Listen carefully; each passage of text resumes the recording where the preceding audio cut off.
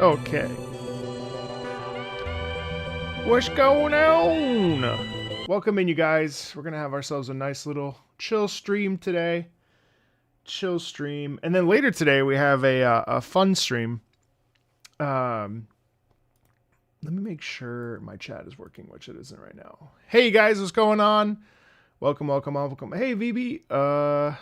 There's YouTube chat. Thank you, Neptune, for the sub over on Twitch.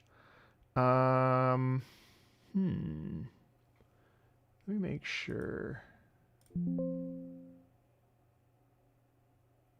Huh?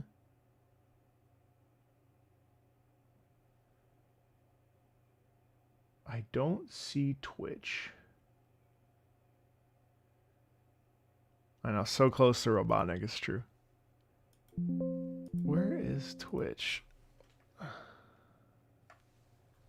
Twitch is here. What the frick? Oh my god, I just binged Neon Genesis Evangelion the last 2 days. I'm not well. Alright, Twitch is not coming up. Why is that?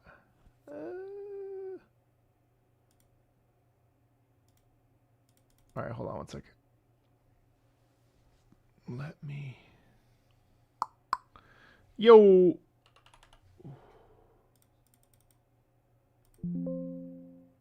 Keep session. Hold on one tiny second. Okay, sorry about this.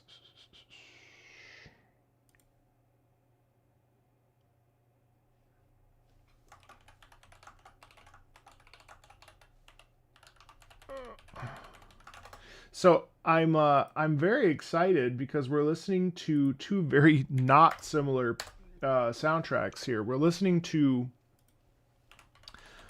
first we're listening to Dungeon and Fighter. Both things are pretty short, so we're gonna have a good time. So we're listening to Dungeon and Fighter, and then we're diving into So Let Us Melt, which is a just ravishingly beautiful soundtrack, and I'm really looking forward to just experiencing both, frankly, because they both bring very different things to the table, which is awesome. Come on now. All right, I have signed in on YouTube.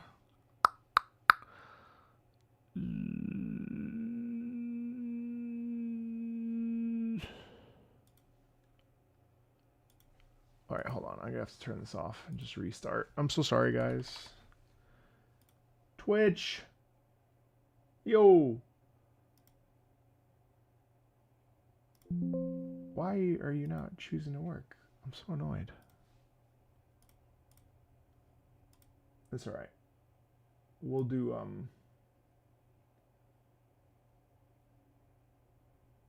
Oh, you got your shirt? That's so awesome. Okay, I don't know why, but Twitch chat is not popping up on Let me just reset.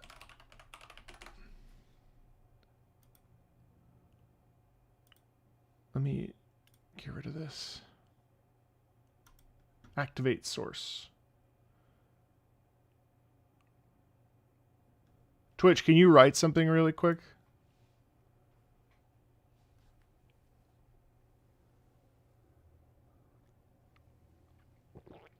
Perfect.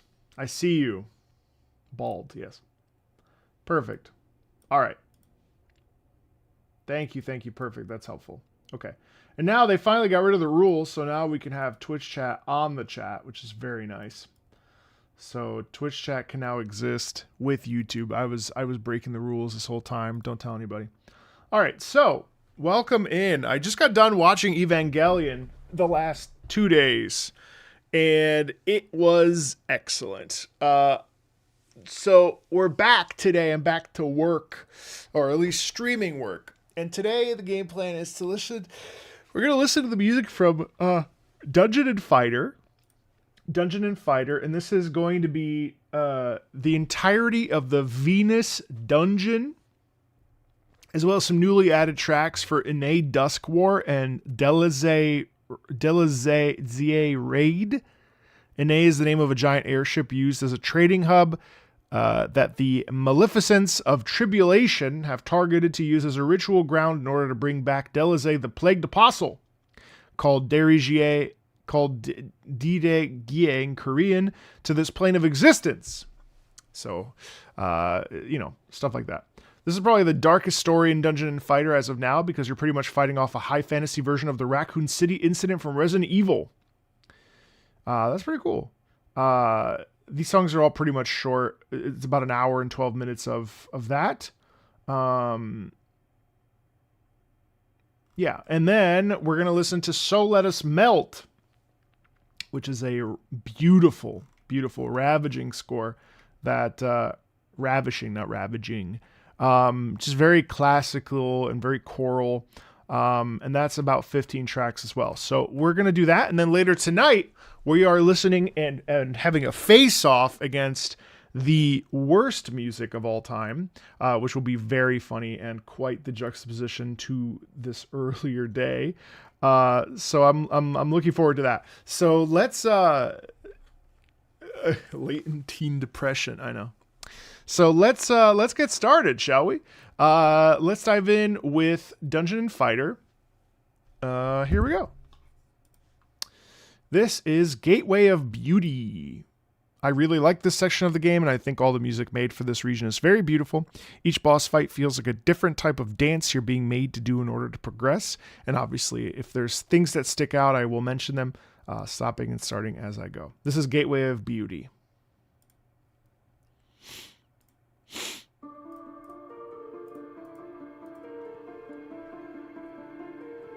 Yeah, absolutely.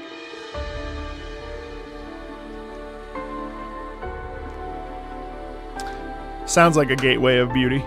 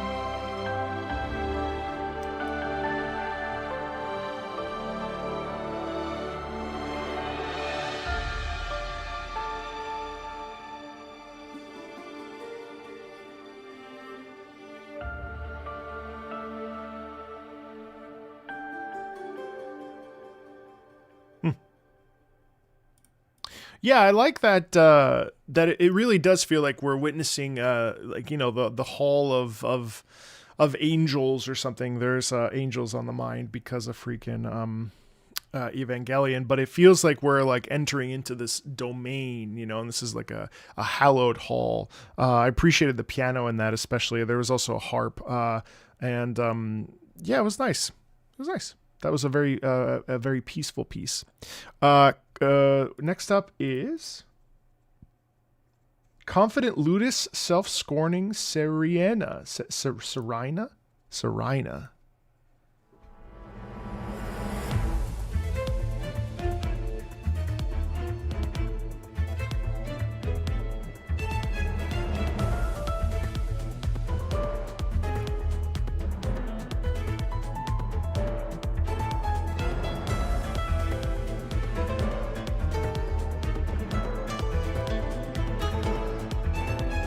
I appreciate here how the music dum bum ba-da-ding dum bum bum bum bum be-di-bi-di-bi-di-bi-di. That's how we get the sound of confidence in that. It's actually really nice. I also like the momentum in it quite a bit.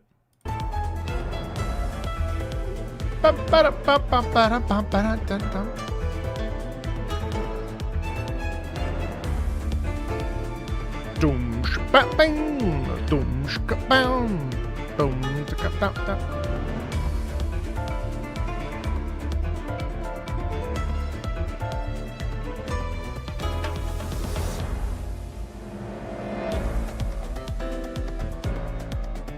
Yeah, that's also cool too. Boom, ba ba ba ba ba. The sharpness in that is really satisfying, but also just how we go in from the low and end up in the middle very quick also gives that feeling of momentum and moving through tension. Ba right, boom, ba ba.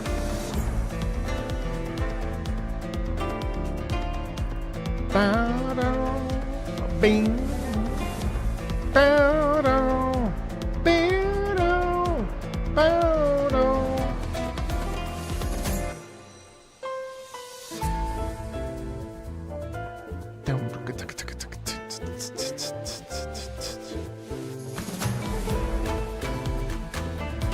Da shut up.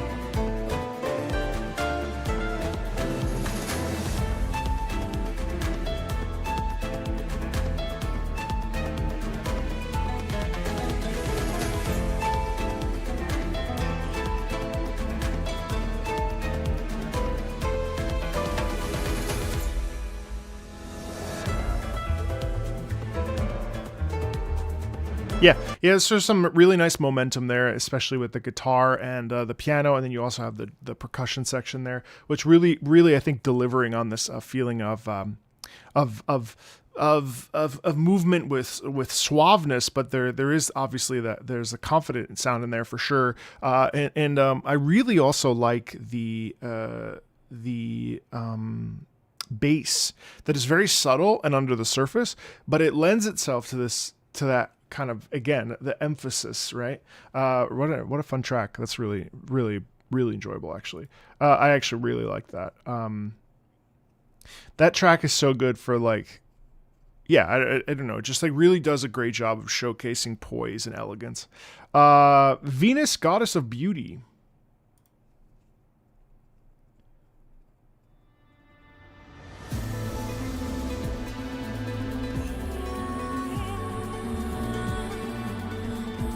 Okay, actually, a little bit of danger in that, right?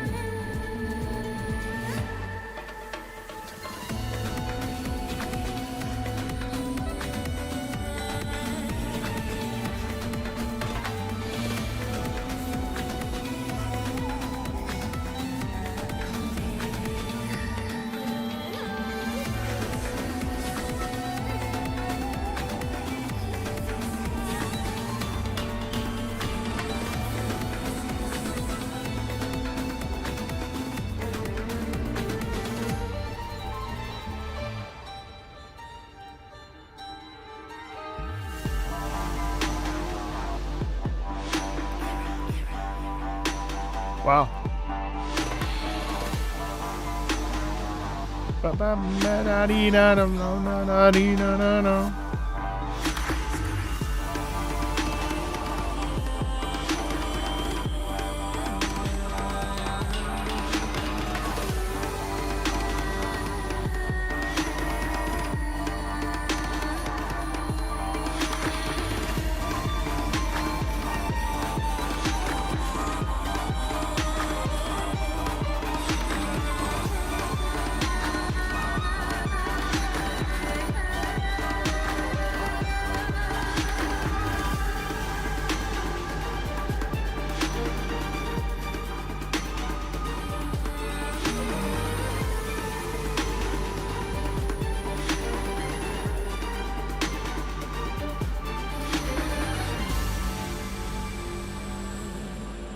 That's cool because there's quite a bit of still a lot of femininity in it that lingers, but what really carries it is actually much like the previous piece that has that kind of degree of well, thank you, Donald, I appreciate that 10 gifted subs. That's very nice of you.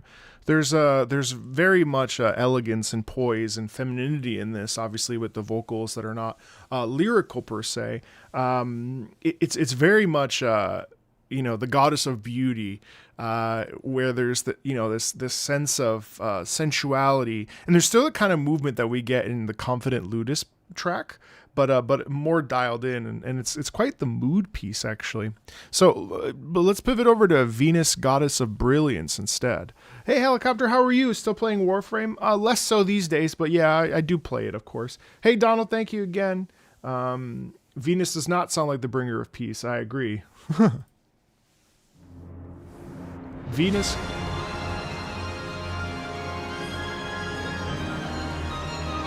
See ya. Wow.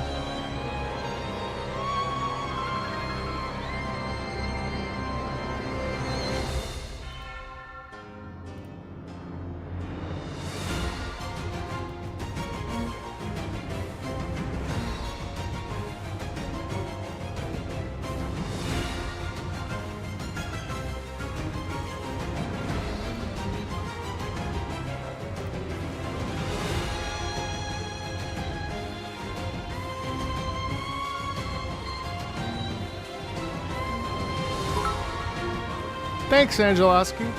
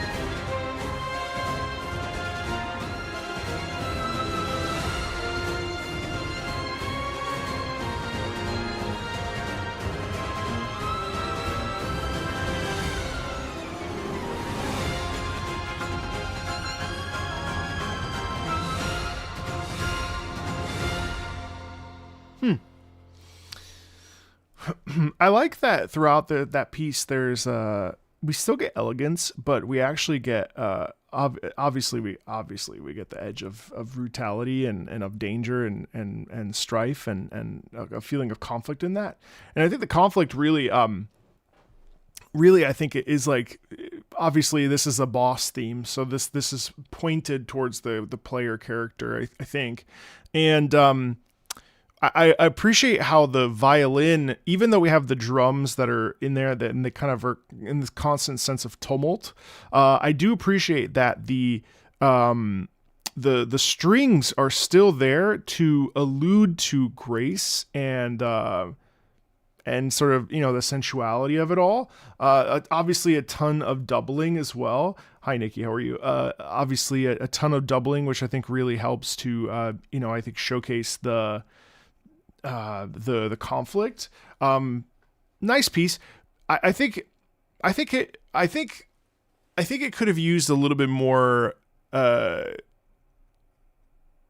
think it kind of became one note a little bit near the middle. I think it would have been a little bit more. Well, it's a battle theme, so I mean you can't do much. But yeah, it was fine. It was fine. I do also really like the beginning, almost as if Venus like sheds the sort of the expectations, or sheds the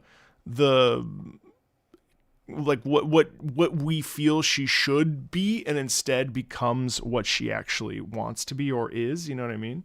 It's nice. It's nice. Hey Mage, how are you? So this is a Goddess of Desire and Beauty. I've actually heard this apparently because it was played. So let's see.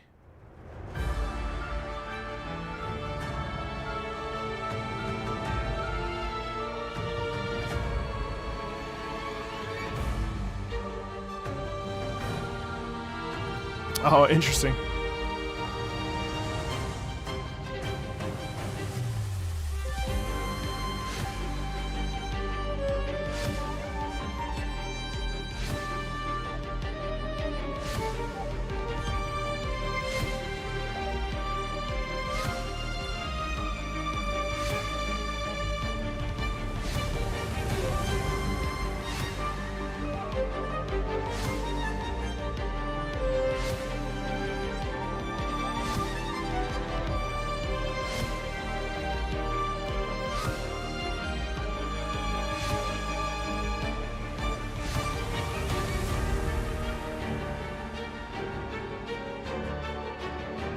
Bum bum bum bum ba ba bee ba bum.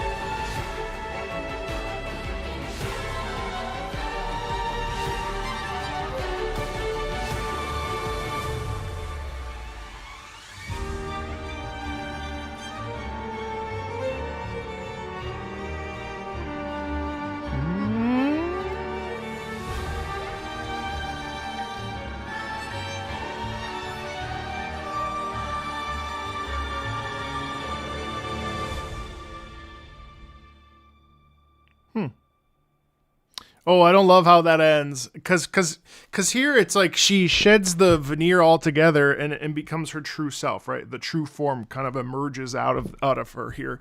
And I like where it goes, and I especially like that we lean into the children's chorus, and she can kind of enter into like herself. And this is where she's at her full maximum potential and power. And I really like that. 85 stream streak. Holy hell. Thank you. Why are your comments getting deleted? I don't think they are. Or I don't know if they are. I haven't seen any other comment. That's amazing. All right. Let's continue on. Lehman. Lehman is located directly beneath Inay Square and serves as a connected town region where there is... hey, Dr. Drew, thank you, man. Where there is transportation device that lets us travel across the port island. Okay. So this is like the music of this area? Must be.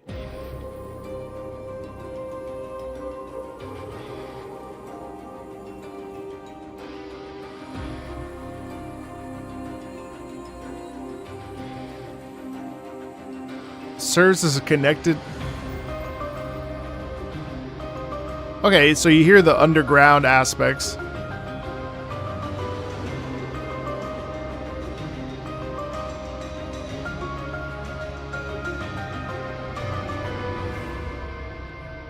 Okay. Some of it, bad guy, yeah.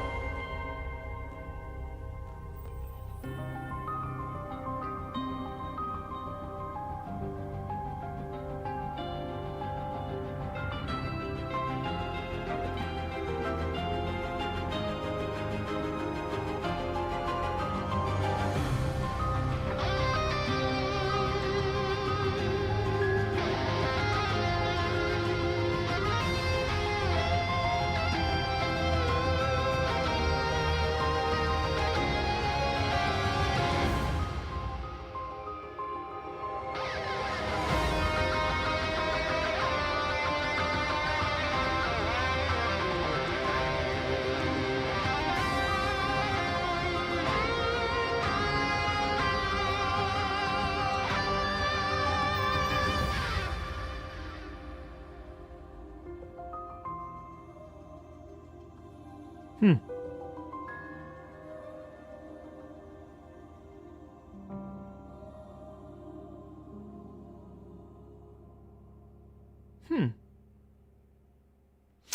Like that.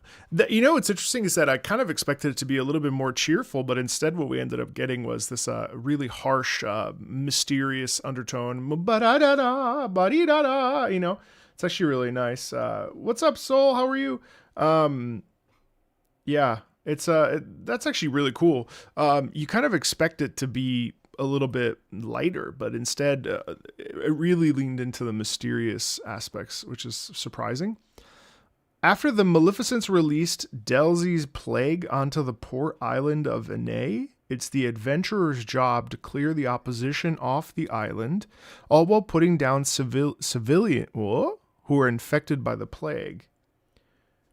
How are you, Dissension? Okay, I see. So, damn. Okay, so this is Maleficent. After the Maleficents release the plague onto the port island, it's the adventurer's job to clear the opposition off the island while putting down civilians who were infected by the plague. Okay.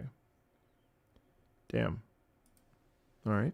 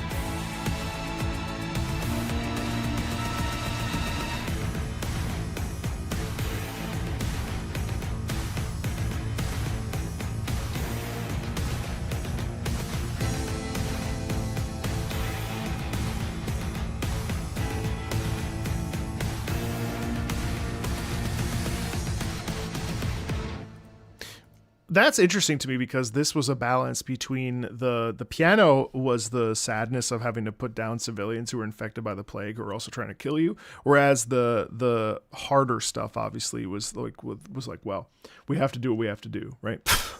like we can't get out of it, so let's just do it. Yeah, I enjoyed that. Reclaim the key points. I'm curious, when you study music as an opera singer, do you also have classes or courses where you try your hand at composition? No, they're separate lines. So my job, I mean, we study music theory loosely, but you know, the composition and arrangement people do their thing. The singers are off doing their thing. So you have a couple classes that intersect, but in general, you're not learning about arranging and composing. Those are like separate entities. Yeah, and I've never taken part in any. I actually have no interest in composition or arrangement. Yep. Okay, reclaim the key points at the top level of Enay in order to unlock the central chamber where Duke Juris is.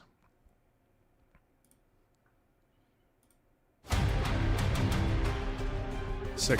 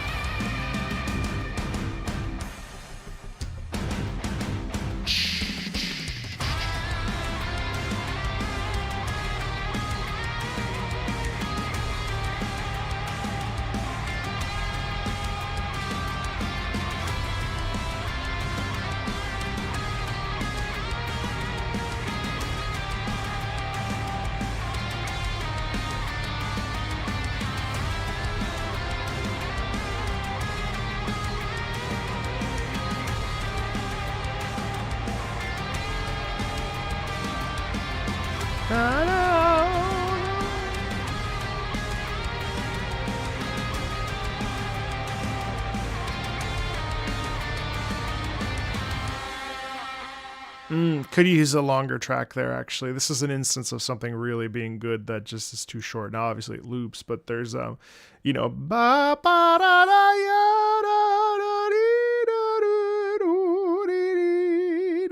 that, you know, it's interesting because that's a song about like driving forward, right? And like getting to the goal, in this case, climbing that tower.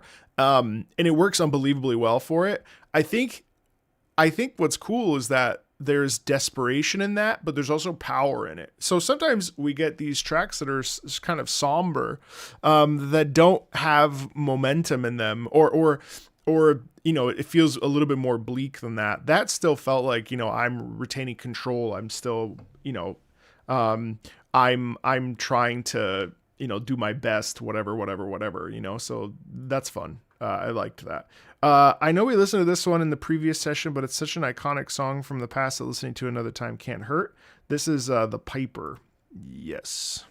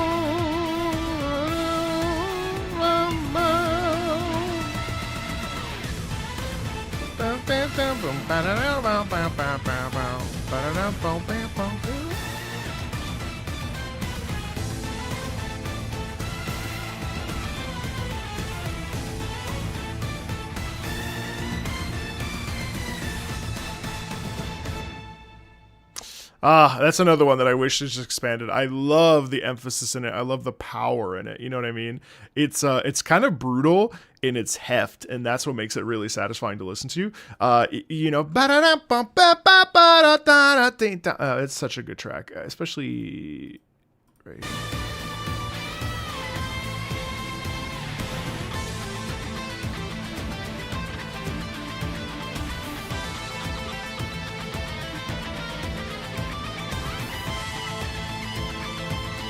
Because it actually builds up and goes higher and higher and higher, and so the intensity is also building as we go. It's just really satisfying. It's a great little theme. Hey Wiggy, what's up? All right.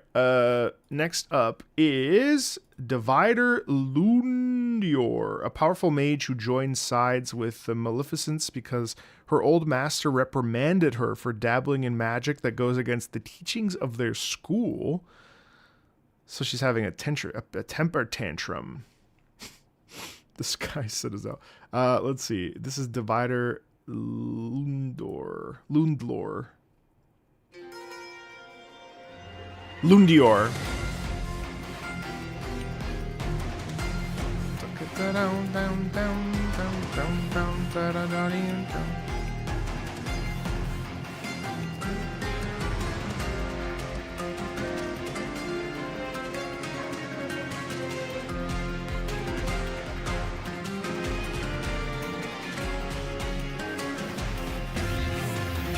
Dum.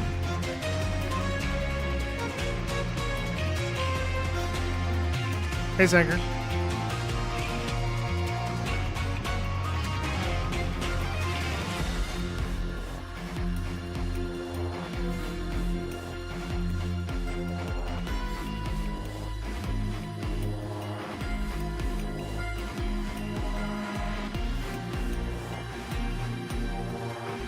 I like that. Wah. Wah.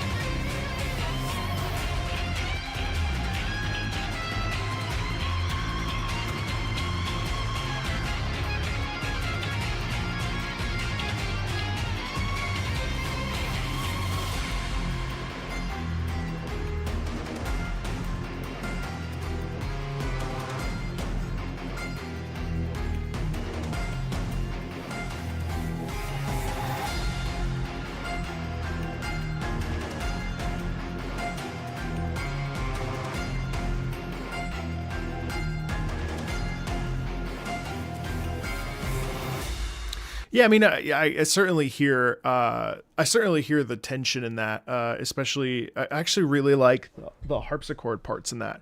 Those stand out to me. Well, harpsichord. Then it's not really harpsichord, but like just that part really stands out. I mean, I will be honest. The struggle with some of this dungeon and fighter music is that it kind of it. I think it's not necessarily my cup of tea. Like nothing stands out, and now that sounds really negative, and I don't mean it in like a shitty way. Obviously, it's just that it's good, but it feels very one dimensional.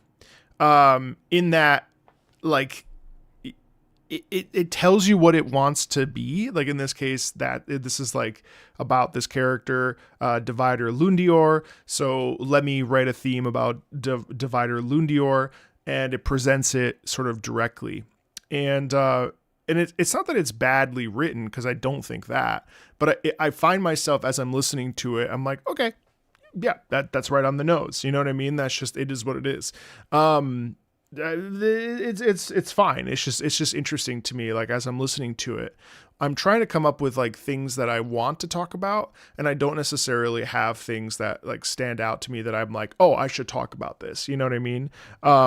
Now that being said, I appreciate in this that there's this like aggression that we hear in the bass, especially, or in the electric guitar, dum dum dum dum dum dum, like that. But that's the pulsation. I mean, like that's just there the whole time. And I do like the sort of classy harpsichord sort of like identity that's up there as well. That sort of indicates like, you know, elegance. But yeah, that may be why that may be why I'm not fully necessarily stopping and starting and talking a ton, just because certain things are sort of you know, I feel like they're very, very delivered on a plate.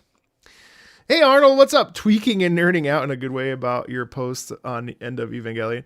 Oh dude, I really, really liked all of it.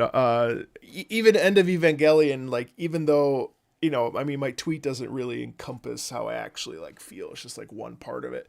It was such a complex, oh, ads. All right, I'll wait. Evangelion on the whole is definitely one of the like best things I've ever seen. Like people have a lot of strong opinions about anime and about like what they like and stuff. But hey Varg, what's up? I feel like Evangelion was written for me, and I just related to it. Not so much the like depression aspects of Shinji's life, but my God, like there were so many parts that I just loved it, because there's just like topics that I've explored in my own life and journey, and like it was just so good. And even, oh, you should definitely finish Eva. Oh, it's so good. NGE is phenomenal. I mean, like it's like a 10 out of 10. I just finished up the movie, sort of the the movie tie-in where it kind of goes after episode 24, and it encompasses the last 2 episodes, and then visually it's like one of the most, like, it's just sublimely beautiful. I didn't think it was depressing. I didn't think it was depressing. Really, I actually came away with it with just connecting the dots. I didn't think it was as hopeful as episodes 25 and 26, or mostly 26. But I just loved it. I mean, like, I said it was an 8 out of 10, but I mean, like, there's way more nuance to it than even that scoring. Like, there's so much subtlety in it. I think I don't want to spoil it for anybody, but man, I mean, I really like how they handled certain parts. Hey kitten, how are you? 3 streams. Wow. I really like how they handled certain characters in it. I mean, Asuka, Misato, even Shinji was handled kind of strangely compared to the rest of the series, but it was definitely an approach to it that I found really interesting. Yeah, I mean, just all of it. It's too complicated. How do I feel about that one song in EOE, since it kind of comes out of nowhere? Oh, I mean, that's just the return to that's just the return to nature. That song is random, but it actually, in the context, I felt that it fit really well. I wasn't surprised by it at all. In fact, the whole time I watched the movie, I kind of was just like, I mean, this is all lining up with what I anticipated it to be like. The return to nature, as it were, I guess, the return to like, instrumentality, the merging of the, yeah, I better not spoil it, but anyways, it was really good. I actually thought it was great. Will I review some of his work? I think so. I think I may do individual stuff. Hey, yo, 8 months, Yoshi, my God. Good morning, Marco. Hope you're doing well. Thank you. Yeah, I'm well. Thank you. I'm well. Hey, Supernova, what's up? Anyway, sorry, I don't want to get too sidetracked on Evangelion, but I've been consuming the hell out of it. I'm excited for the Rebuild movies. I'm gonna try to watch at least one of them this weekend. And I'm gonna start up Cowboy Bebop on next week too. So. Yeah, but I loved Evangelion. Definitely a 10 out of 10 experience. I enjoyed it so much. I don't think I've ever binged. I've certainly never binged an anime. This was the first anime I've binged. Kind of like I destroyed Attack on Titan when I first started reading manga. So this was the first manga that I really felt like, yeah, dude, this I can't get enough. So good. Oh. Anyway, so that was Komzusato. No. I thought it was great. You're talking the pop song. Is that the one you're talking about?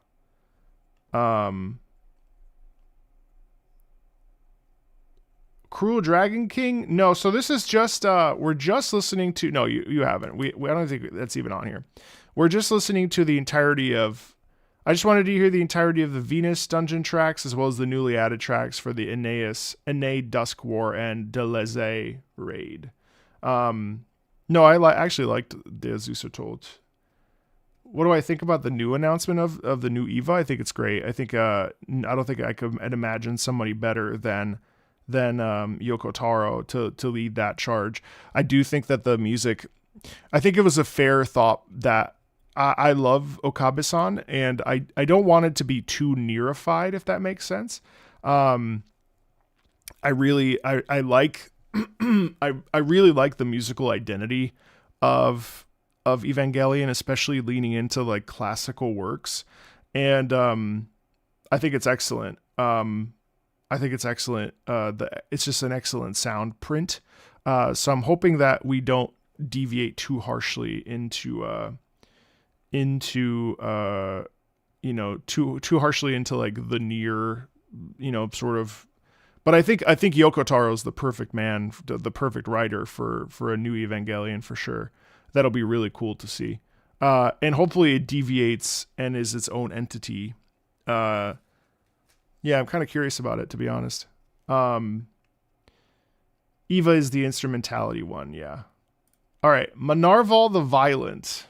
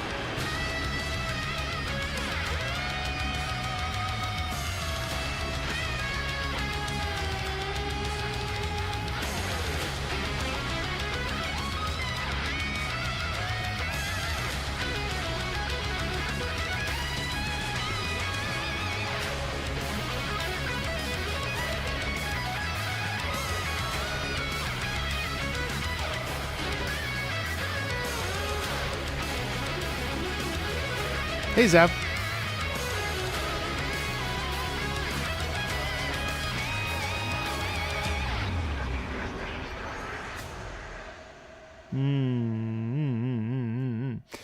See, then I like that. So maybe it's just a question of my own personal taste, because I actually really enjoyed that. I think it's cool. The slides are awesome. You really hear like anger and rage and brutality in that, and I thought the chorus was really cool too, because it had this like sort of like a judger, like someone who judges the weak, or almost like a deity. I'm in like deep Evangelion mode right now, so like that's where my brain goes. What's up, Cleflo? What's up, Zav? Okay, I really like that one. Imprisoning Duke Eurus, a ghost from the last and a loyal follower of Delize, attempting to resurrect the Plague Apostle. He then splits his body into 4 different forms as he attempts to stop you from interrupting his ritual, but in the end he uses his own spirit to finish the ritual earlier. Okay, so that's the second phase. So this is the first phase. A ghost from the last and loyal follower of Delize.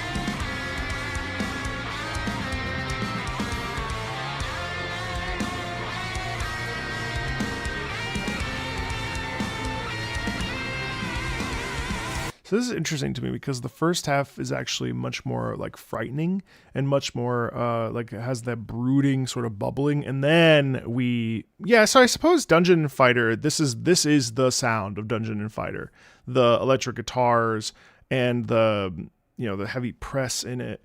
So in that regard, I actually think that that's pretty cool. That it does have a musical identity. I liked how it sort of starts almost as if we're like, we take off our mantle and set it down, and we unravel ourselves and we say, you know what, it's time. It's cool.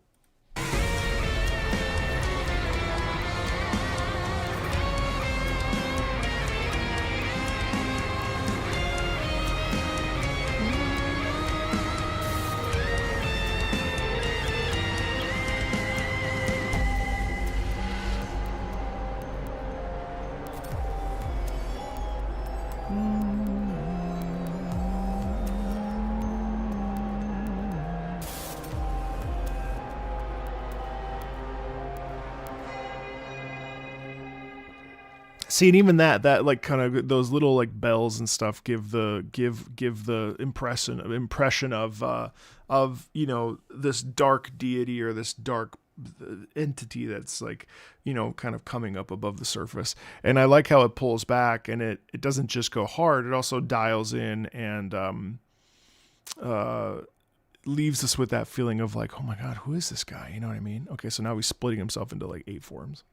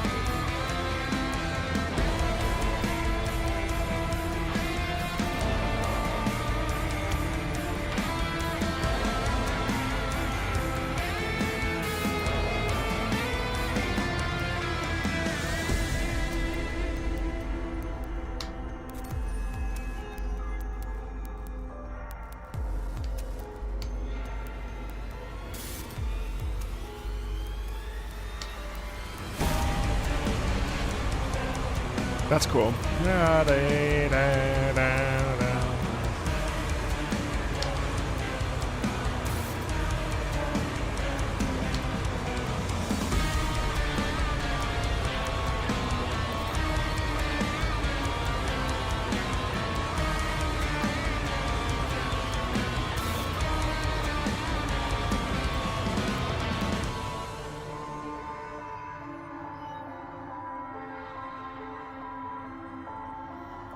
That's interesting here.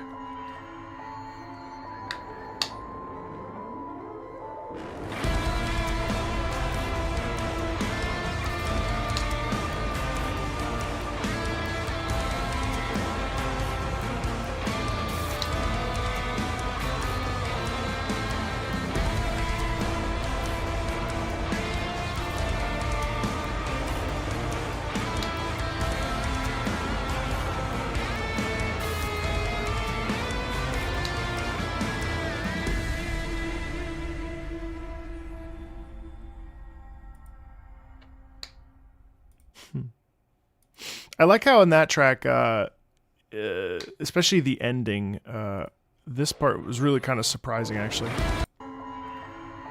Because here you get that sense of tension and mystery.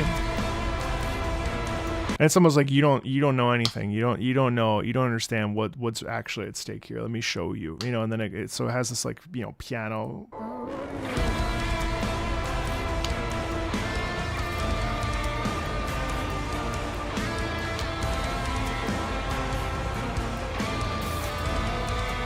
And the chorus is cool because ba ya da da da dee da da dee.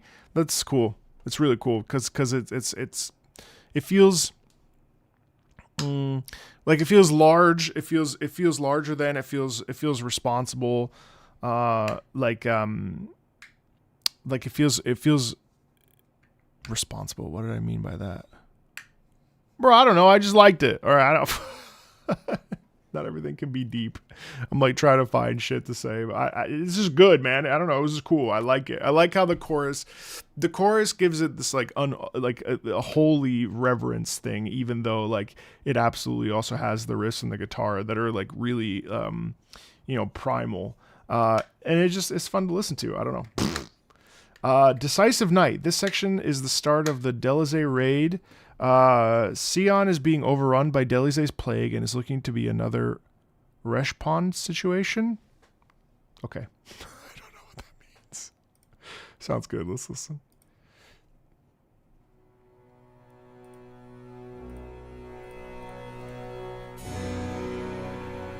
Okay.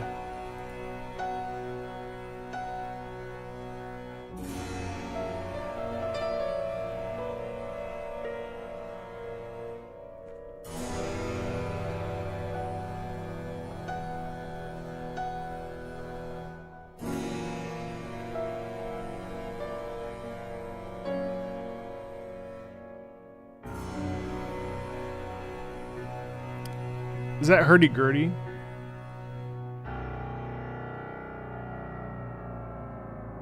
Oh, that's cool.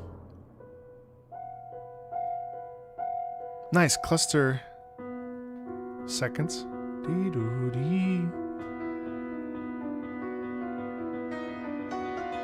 As it speeds up, it unravels.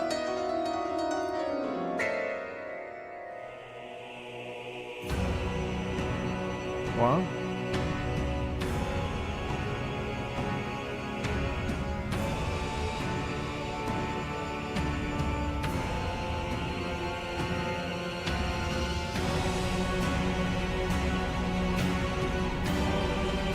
We have building.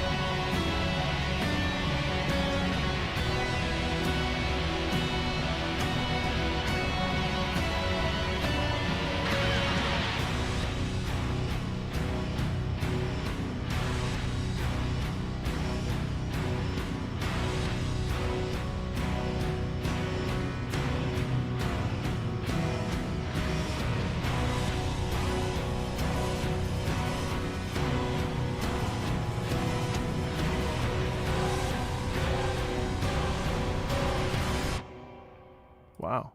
See, that was cool because it's called Decisive Night.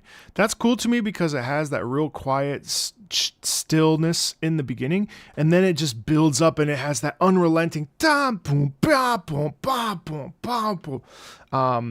I think it really delivers on like, a sort of seeing something, seeing something for the first time, or like an unraveling. It's really excellent.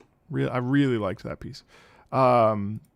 Azure Main, Fount of Tribulation. Using the Blue Hawk Pirates mothership as the base of operation, they will fly and drop you off to any of the infected islands in need of cleansing.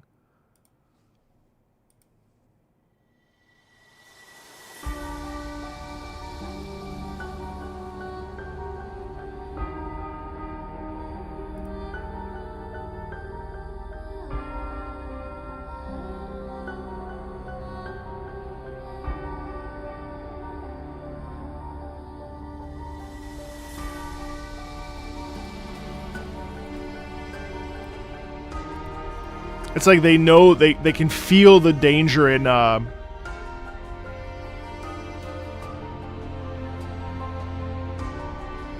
there's like the weight of responsibility in that, especially in the pulsating oh wow, the pulsating piano.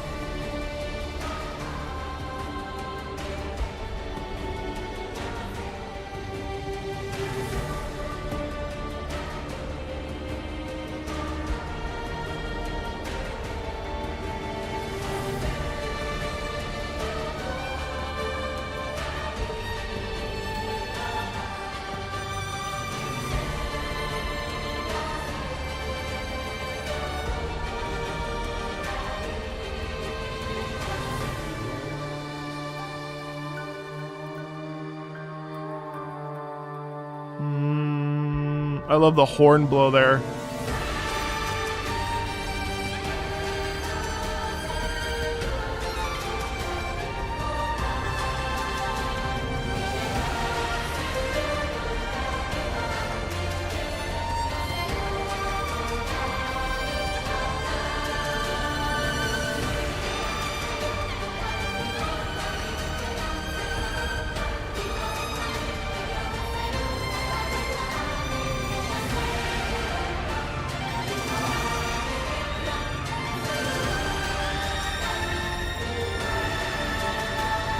In unison with the voices, and then it resolves. Actually, I think this might be my second favorite piece. It may very well be my favorite piece. I love the fact that like we know that we're at risk. We know that we're in a challenging situation, and we have to navigate through that to get to the other side, and to like honor ourselves and honor the commitment to supporting and helping the player. But there you can hear, especially in this back half, you can hear right around here.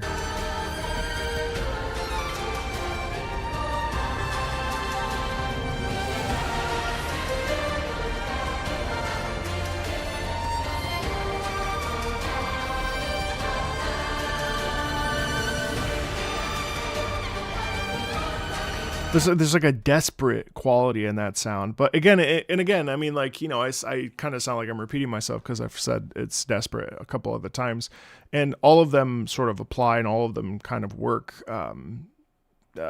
It's just the way that the composer chooses to showcase that feeling of distress, or that feeling of like, you know, honoring yourself or committing to yourself, or the feeling of yeah, I don't know. I really like that. That was beautiful. Fount of Tribulation Battle, and then Fount of Tribulation Named. Adventurers are fighting off plague monsters and putting down even more infected civilians than before. Okay, cool. Let's listen.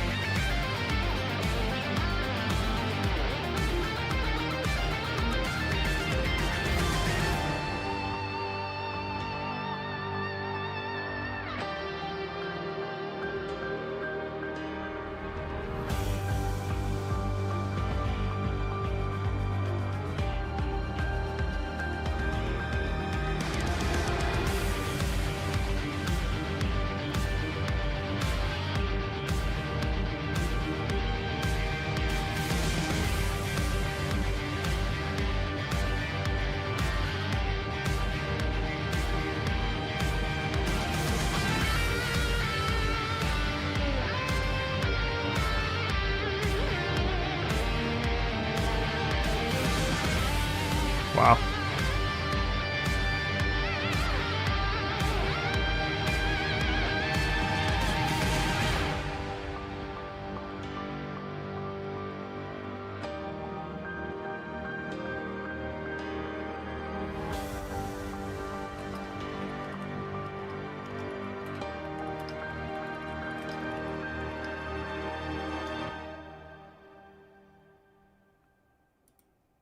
Yeah, I love that. That electric guitar riff is so sick.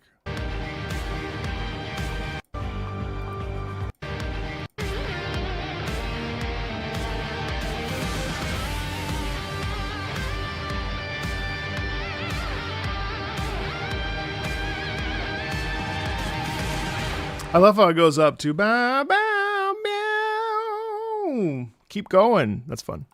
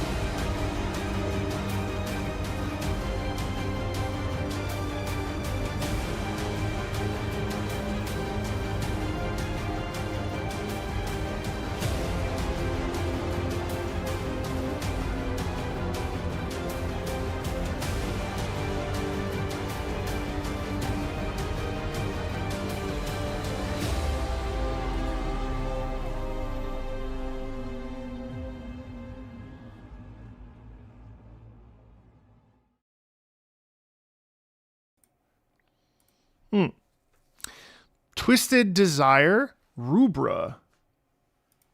One of the 5 maleficents of tribulation. A harpy with a deep hatred for humans who sues her looks and charms to kill her. What? Oh, who uses. That's a very different context.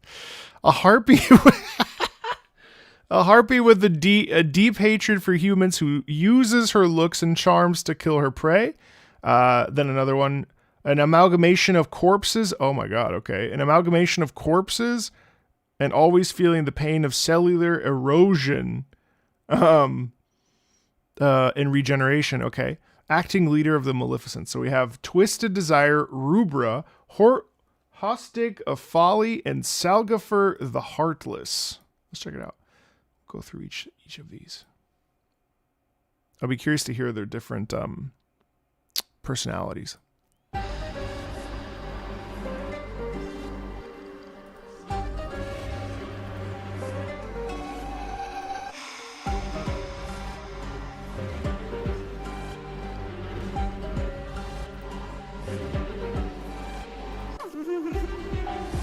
That's cool.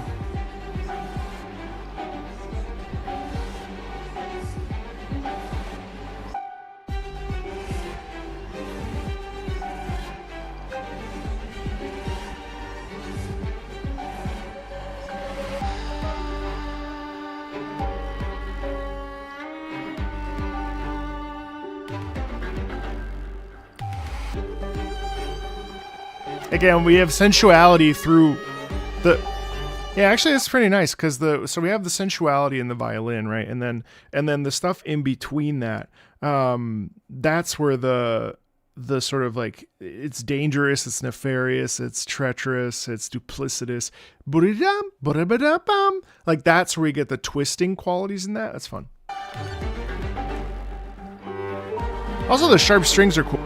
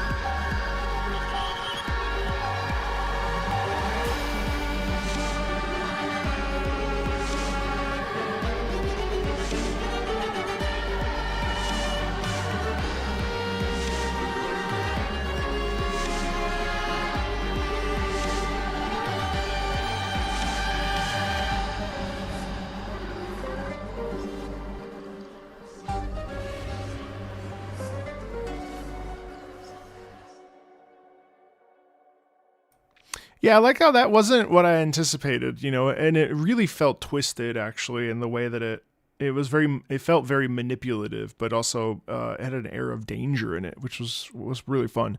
Hostig of Folly. Okay.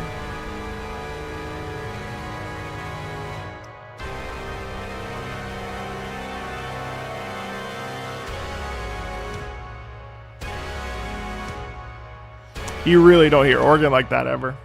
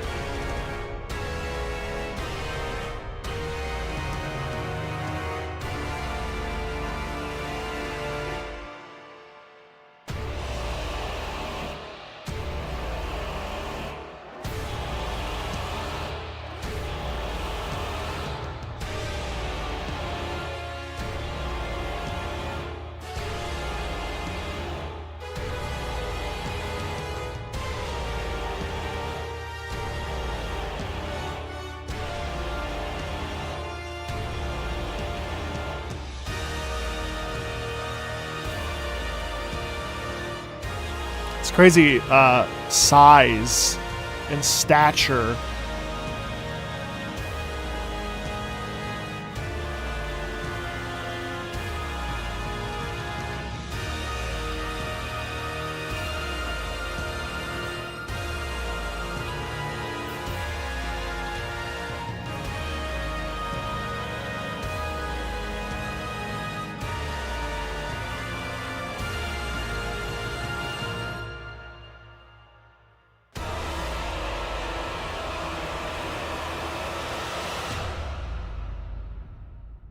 Jesus Christ. Fucking insanely intense.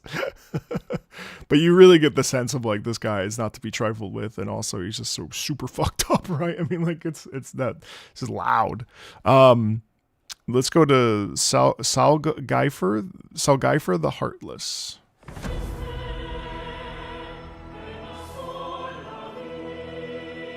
The leader, and you hear the leader quality. It's interesting how like when we introduce a character, some da-dee-da-dee-da-dee, you really get that right off the bat. Like this is a presentation.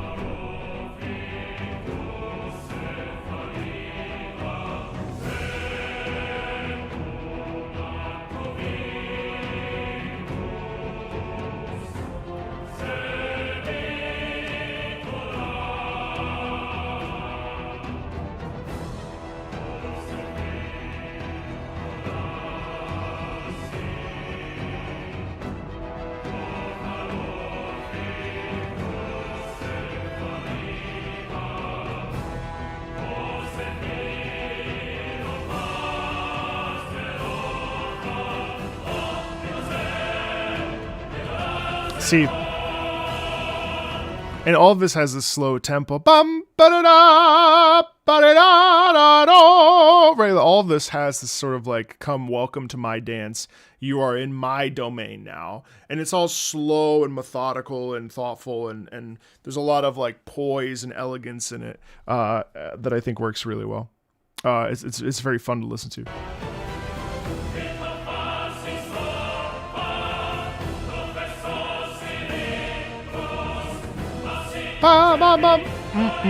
Again, the short stuff is cool.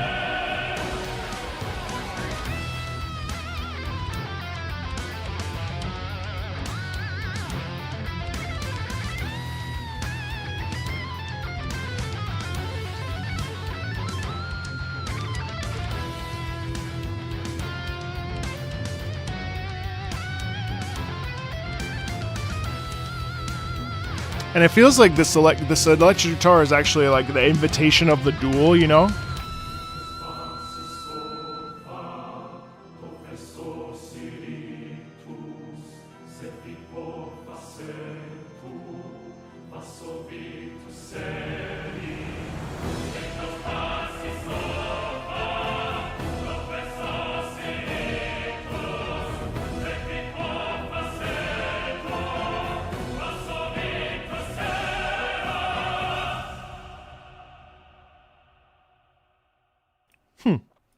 Yeah, I like that one. That was fun. I actually like that track a lot too.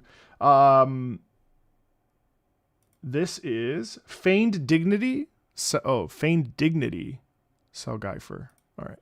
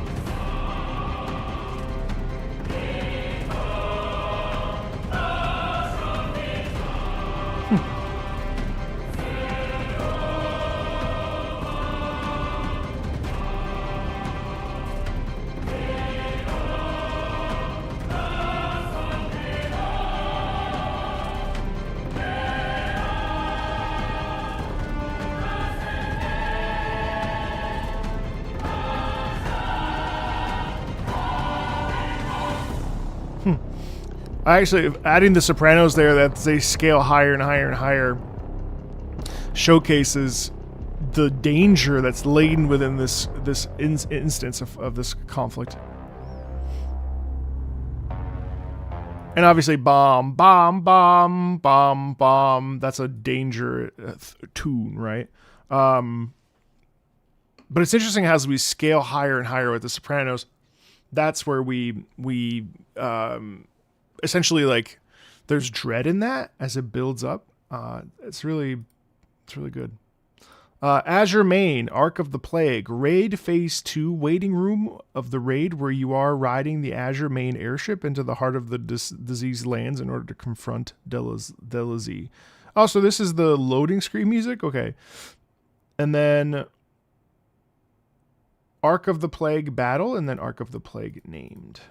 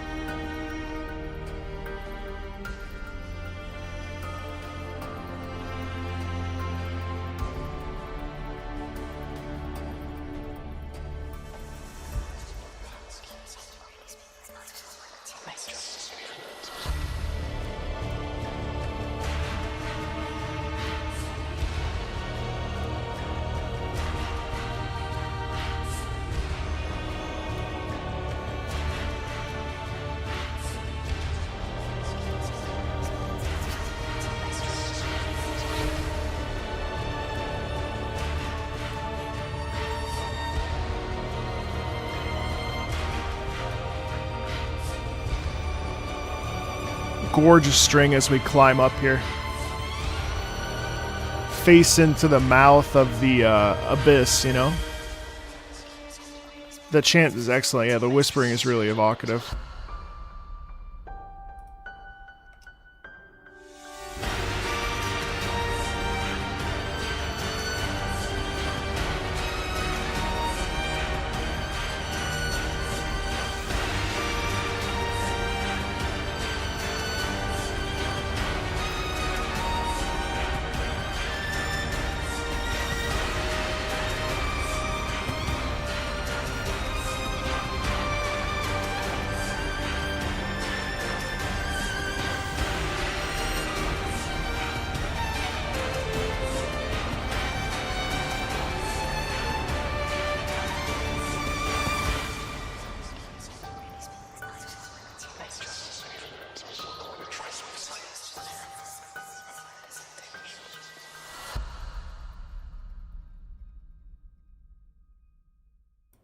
Yeah, I like that track a lot. Because there's brooding in that, you know what I mean? There's the sense of foreboding, but also the sense of, like, diving into the surface and knowing that you have to go forward.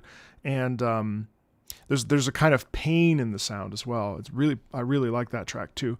I think, again, because it's not just one note, like, it has a bit of like an emotional pull on it, which is satisfying. All right, so this is the Battle of the Ark of the Plague.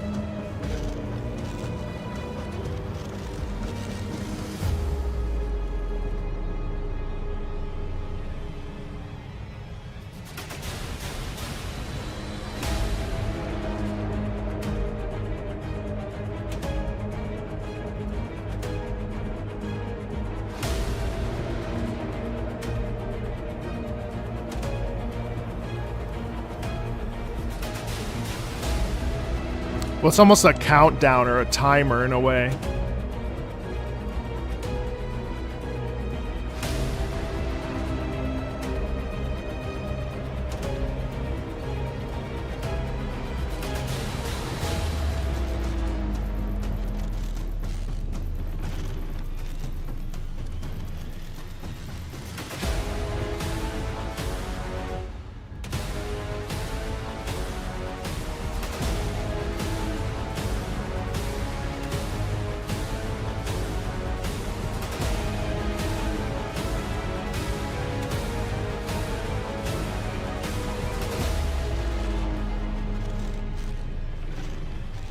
Such pronounced heavy hits coupled with the creepy strings of the plague.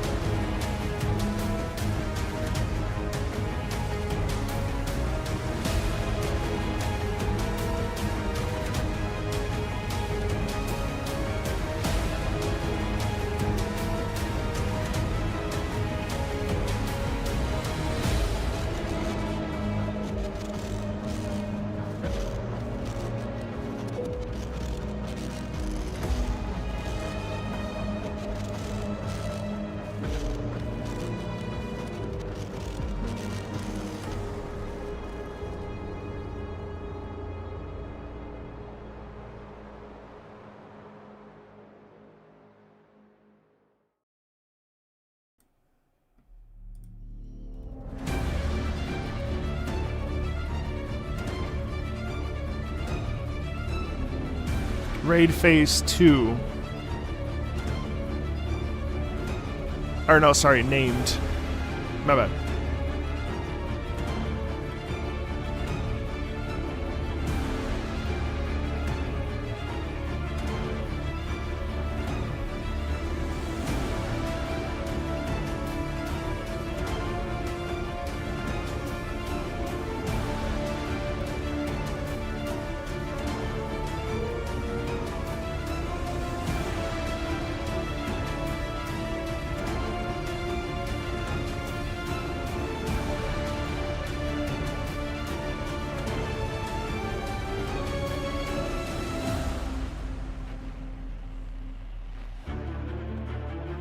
Ooh, I like that.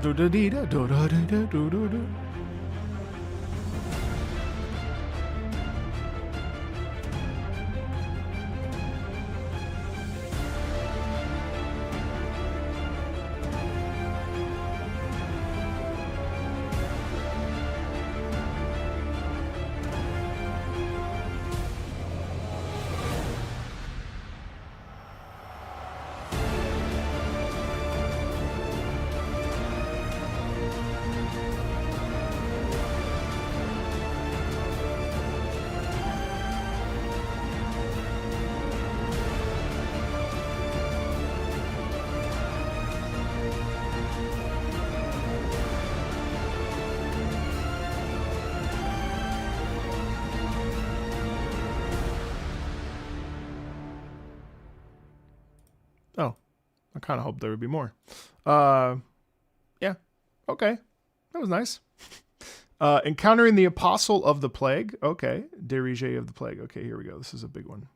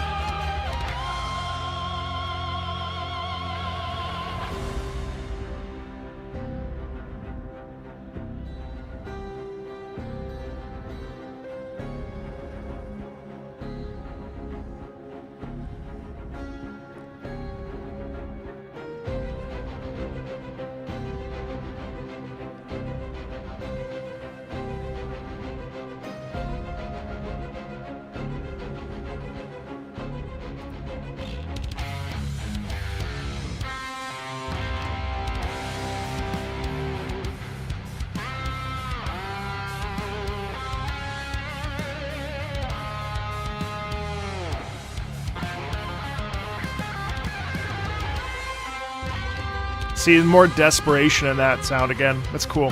It's cool actually. You know, as a thought, I think it's cool that like we choose to use electric guitar to showcase like desperation and a sense of distress or urgency, because typically it's not really an instrument that is aligned with that sound. So actually, to its credit, I actually think that's pretty awesome.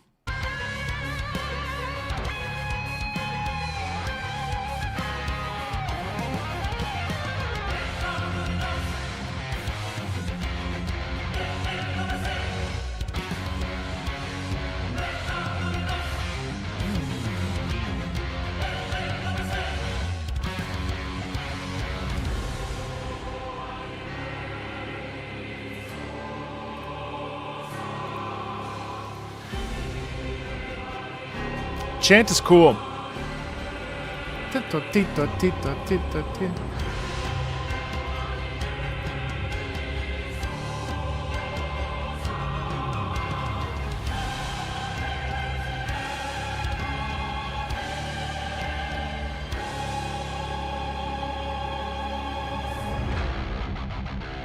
Ooh, that's dirty. That's really heavy.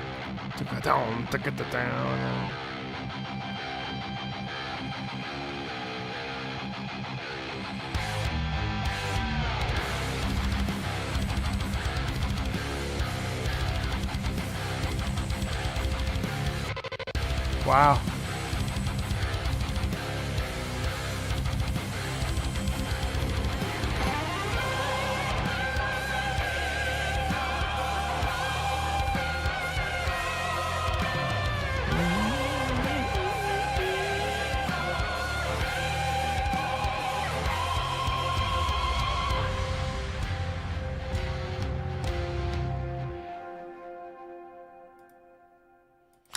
Yeah, okay, a little bit of an ending there. That's I wasn't crazy on, but the double bass, like you can just feel it's like this conflict that's do or die, and there's an unholy element of it with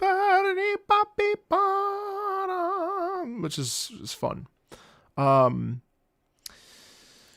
Instinct of Demise regains strength after consuming a Maleficent that is using a shard of her power. Oh, okay.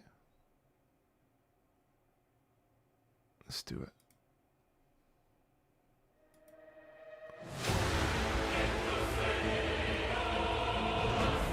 Okay.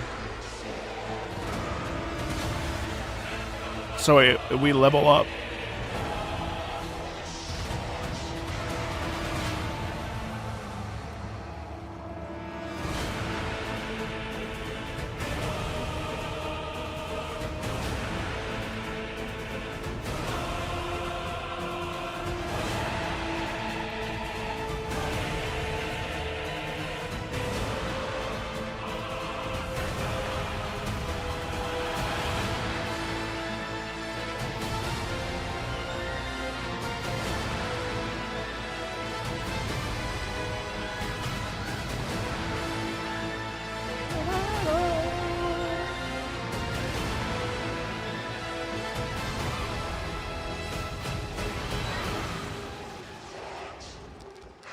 Oh, I love the chant.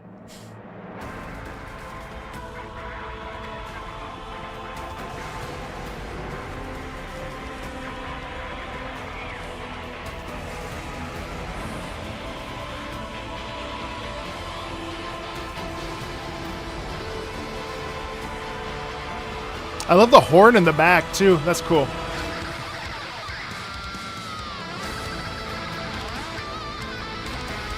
Jesus. That smacks. What the fuck?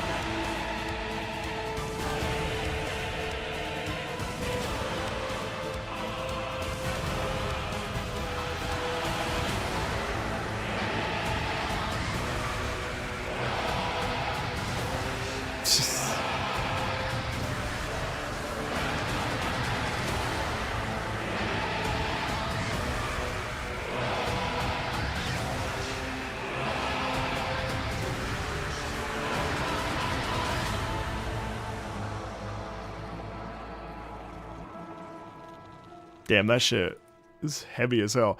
I mean, I love it. I mean, it's very intense, and I don't think like any non-gamer I'd play that for would would totally resonate with that, just because of how hardcore it is. But for me, it's very fun. I really like how bodied that sound is, and how visceral it is. It's very brutal, which is great.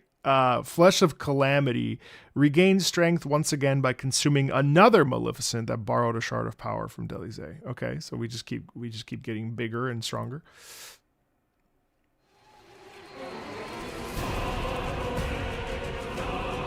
This one's actually more twisted because of the dissonance, which is cool.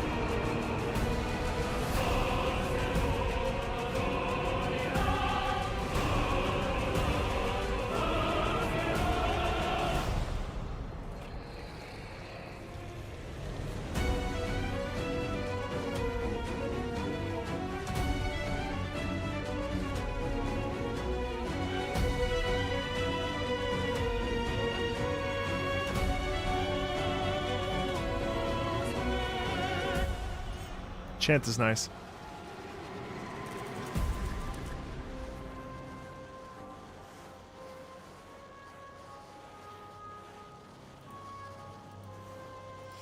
Oh, wow.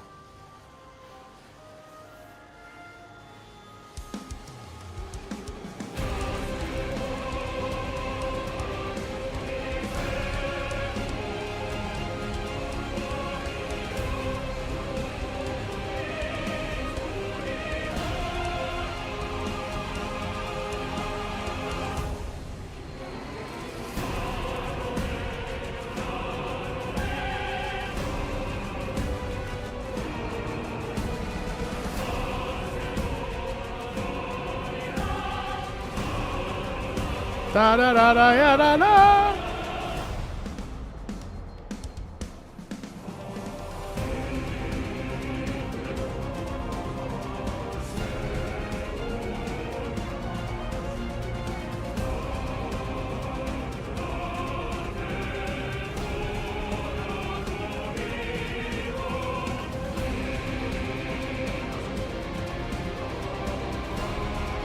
You can hear how twisted it is there.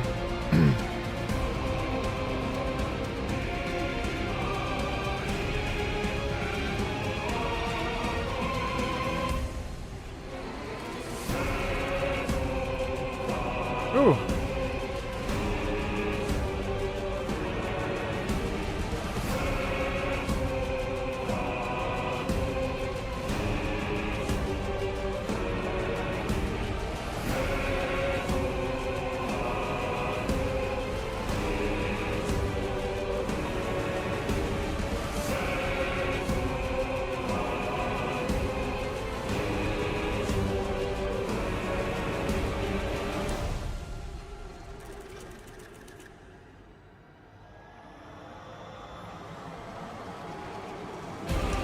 Jeez.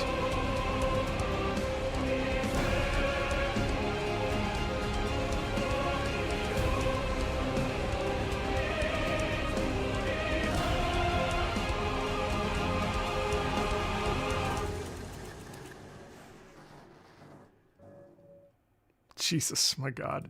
It is definitely brutal. Like, that was nonstop. I actually love how, like, you got the sense that you were fighting against, like, the plague itself. You know what I mean? Especially the crunch and the dissonance. Really satisfying. Wrath of the Wailing. The final struggle to fight off and contain Delize and her plague. She absorbs all the split shards of her power from the other Maleficents to regain full strength. Okay, cool. So this is her ultimate form.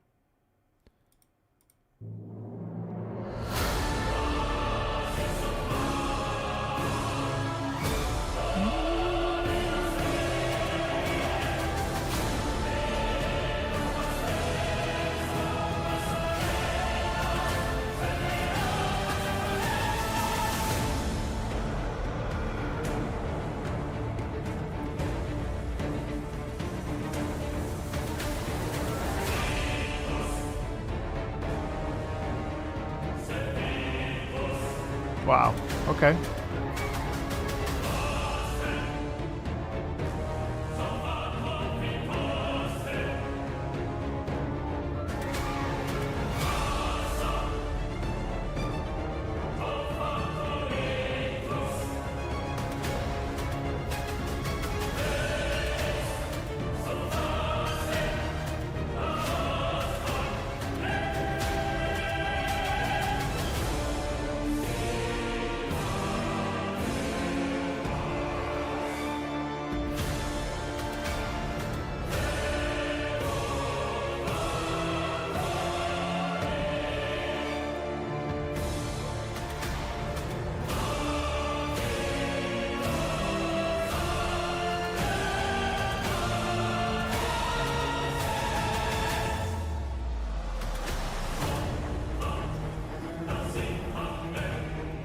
The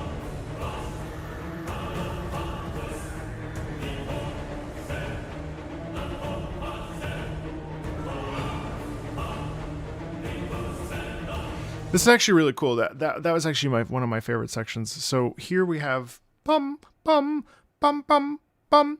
The short bursts there, obviously, are not only are they heartbeats, but they're also they have an incessant danger in them naturally. But then also too, what's cool underneath is you hear the sort of buzzing of the fly almost.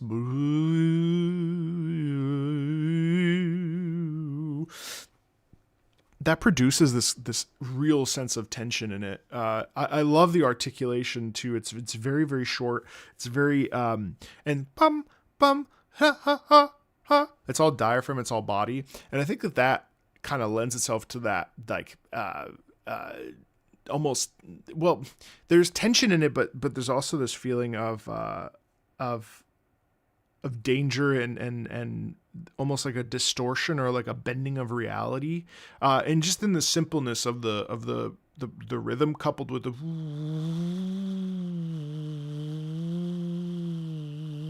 that spinning around, and it just feels like it's like wanting to grab you and pull you under the surface.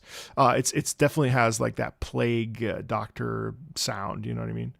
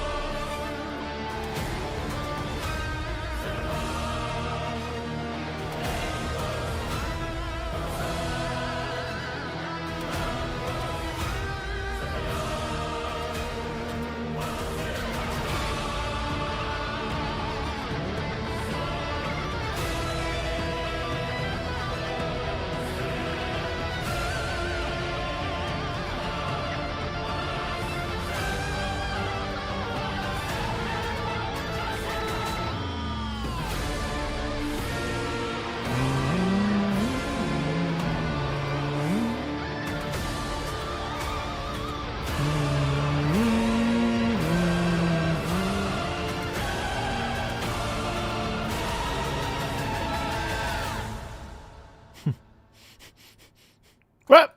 No resolution. Damn it. But the finality there is pretty dope too, because it's body, and then it explodes. An NPC will come to your aid by taking a last stand in order to provide a brief opening for you to deal massive damage. Okay.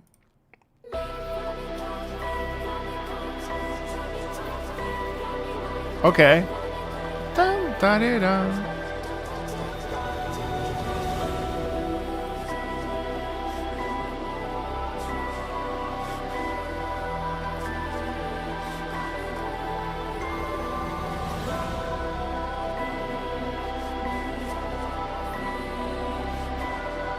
That's cool.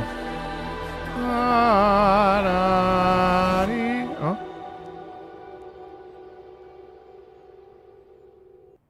Well, okay. That's cool. I liked that actually a lot. That, you know, because it's interesting because it almost feels like it's like take my hand. I think it's a little bit more in my brain. It's more of like a, maybe it's because I'm anime pilled these days, but it's like reaching out a hand and having the character take the hand, and suddenly you're like conjoining forces and stuff. I appreciated how driving that was. Yeah. The end of the raid where the adventurer and Delize have one last conversation before sealing her away, and once and for all, though only temporary. Okay. And then the ending song. Let's do it. Vanyar, I'll probably start it in like 15-ish, so we'll get to it, but don't rush home.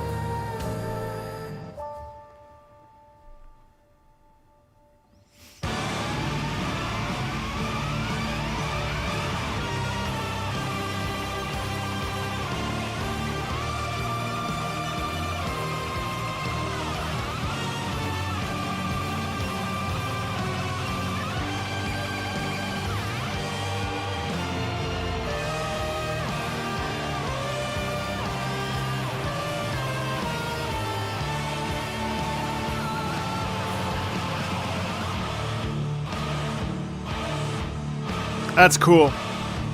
Look at how everyone's aligned, playing at the same time. Da, da, cha, cha, cha.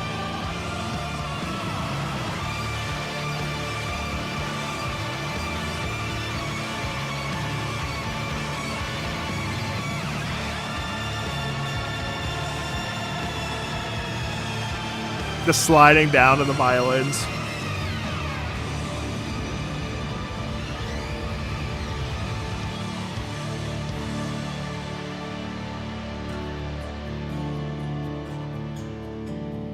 It's almost like that's the last moment that Derigier gets their chance to be in the world, right? Like this is the last moment of this the dying cry, you know, the screaming out, the squeezing of the life force out of Derigier as they sort of like, I don't know, melt into the ground or something. It's really interesting, especially with that sort of undulating, repeating pattern.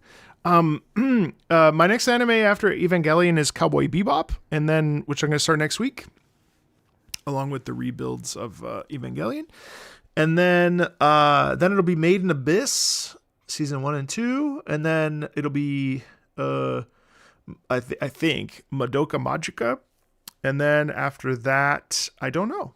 It'll be up for a vote. There's just a bunch. I'd like to watch Macross. I'd like to watch Iron Blooded Orphans. Your Line April, Princess Tutu. There's like a bunch of just anime. I mean, this is definitely a big anime year. I'd like to watch FMAB. But yeah, so after Evangelion is Cowboy Bebop. Yeah, I know. I've heard that, Cass. Yeah.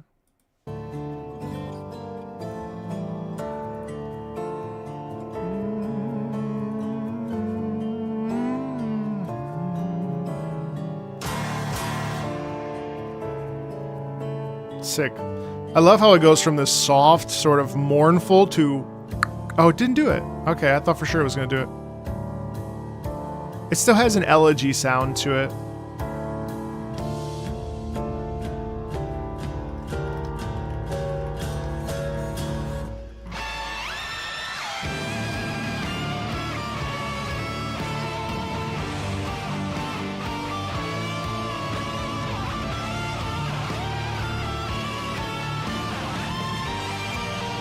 Of course. Oh, she's the embodiment of disease.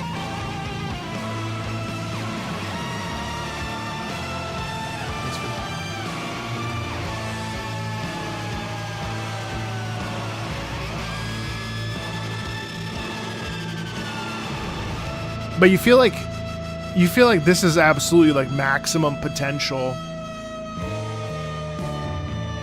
Kind of like a desperation in that.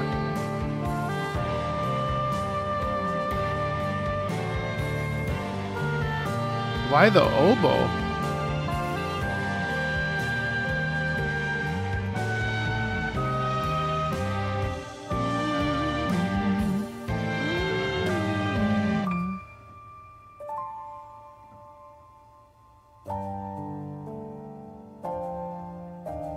It's cool because it also mixes classical with jazz.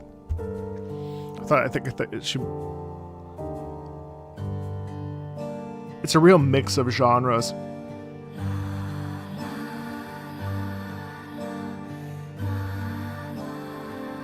Actually, what I'm really enjoying about this is the finality of it. Like the whole piece is really like the final stand, the final confrontation, the final moment. And then the reason I stopped is because the vocals are all the way down. La la la la la. Oh, thanks, Inari. Yeah, my pleasure. Thanks for watching. Yeah.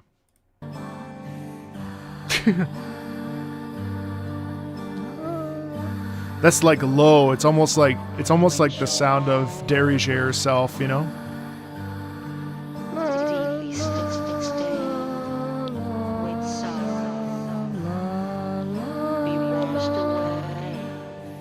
And this is the lyrics, I assume? When shall deeply stained with sorrow be washed away at last?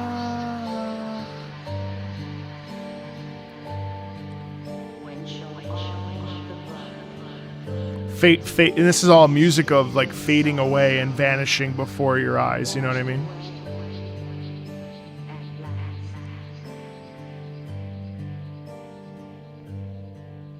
I definitely felt like this piece was the one that had, honestly, of the whole thing that we listened to, this piece was the one that had the most nuance and the most like the musical subtlety in it, which was really lovely. I mean, it's divine. I thought that was really excellent.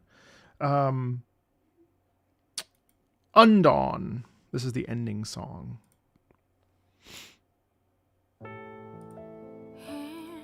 Oh. The dark, my cries call out and take through empty rooms fall apart. There's no one here, drowning fears. Where you go? In the car, your world slips away. Stay away from Love the violin. It's so beautiful.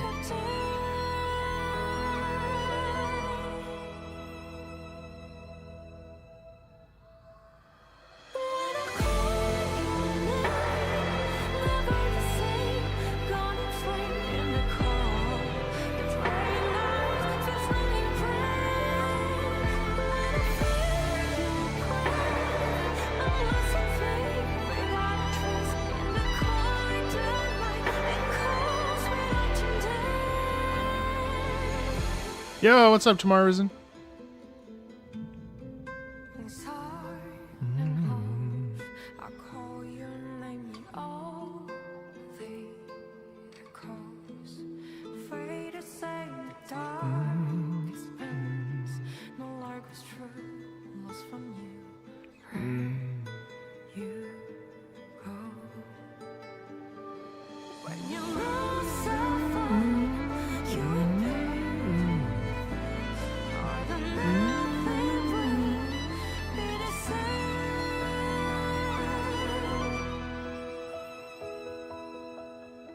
Again, there's doubling there with the violin. It's cool that the violin extends out that way.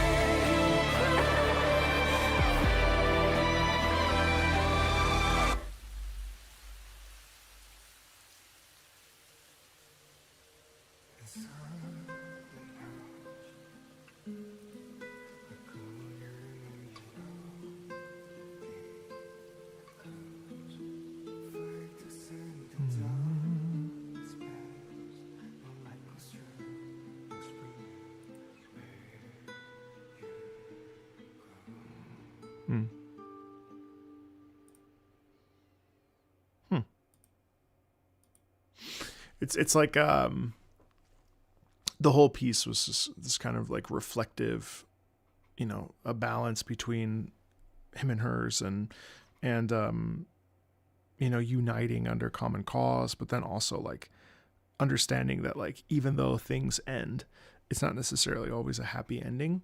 That was pretty evocative. I like that piece a lot.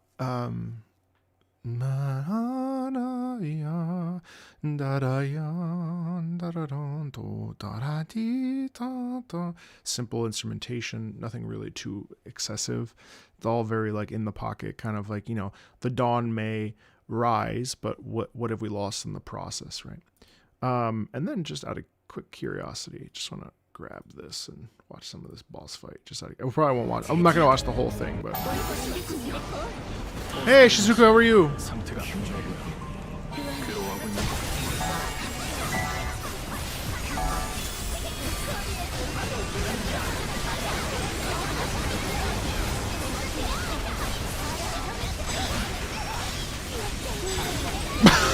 Bro, what am I even looking at right now? Dude.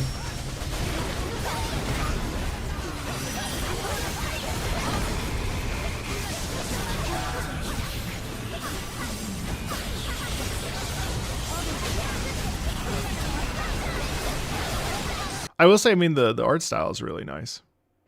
For what it's worth. Hold on, let me fast forward.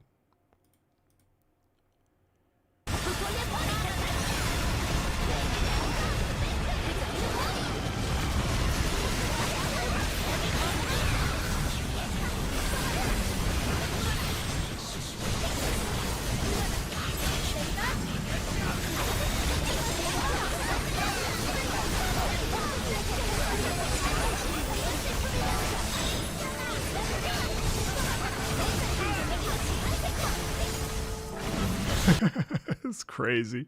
Let me fast forward. I want to see the tail end.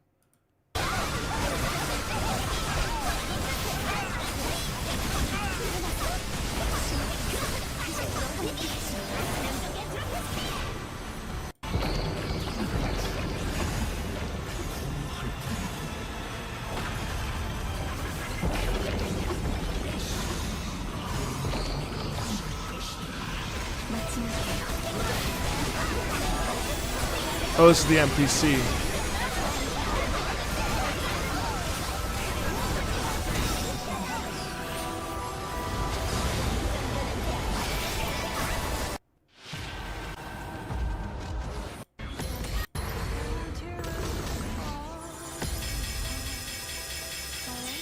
And that's when that. It's pretty interesting. I mean, to have that track play, the slow vocal track play after all that chaos, even though you're getting all this like information feed on you, is actually kind of nice because it kind of is just like a soft reset. Yeah, I mean, wow. That's crazy.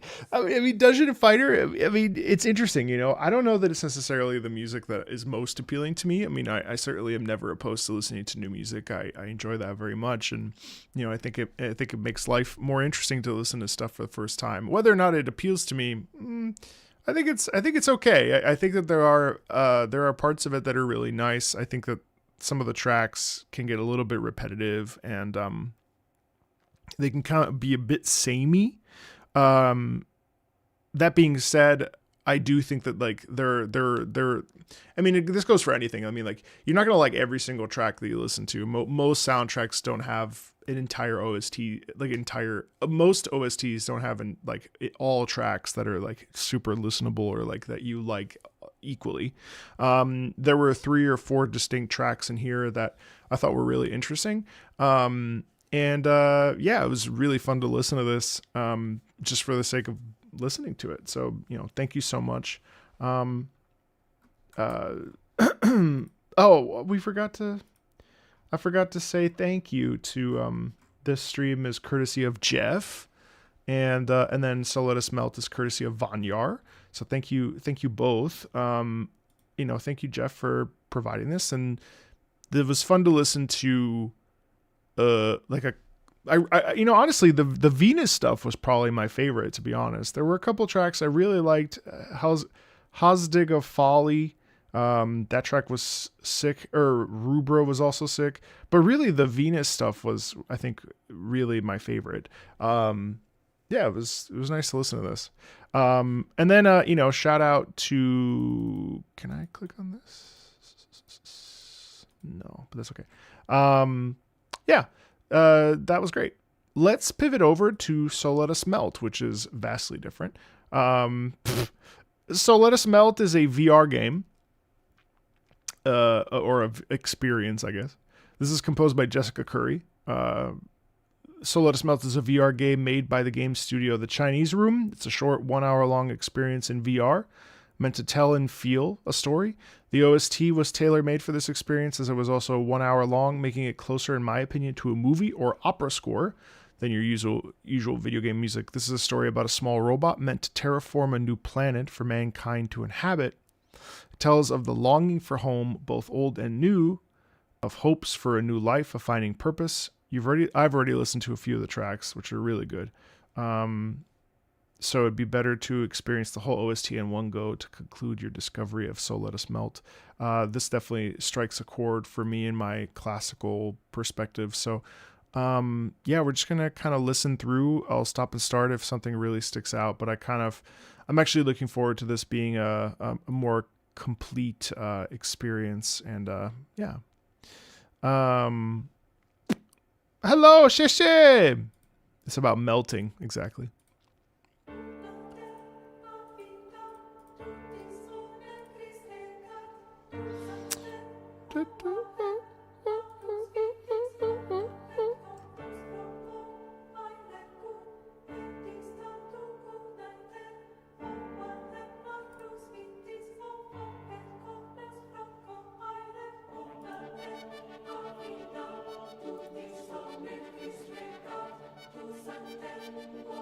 Wow. See how there's a natural buildup.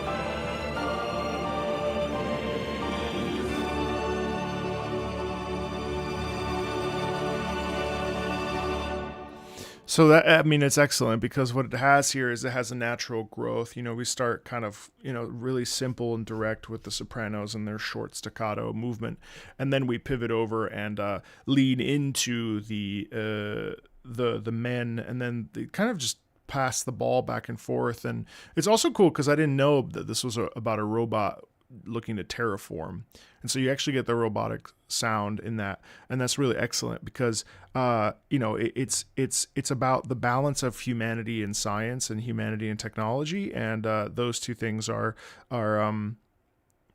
they're really leaned into in this.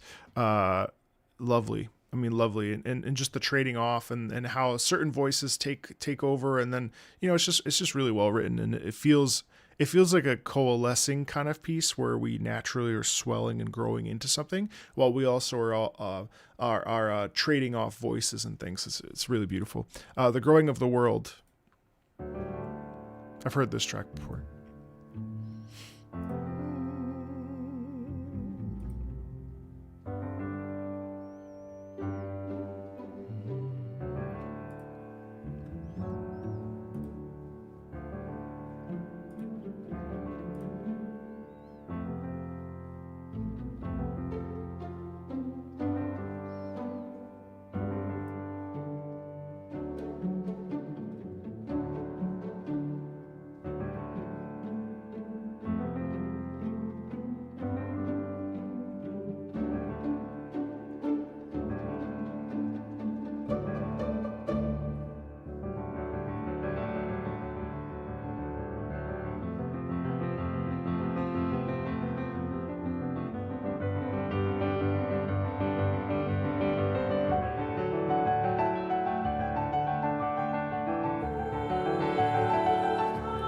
Wow.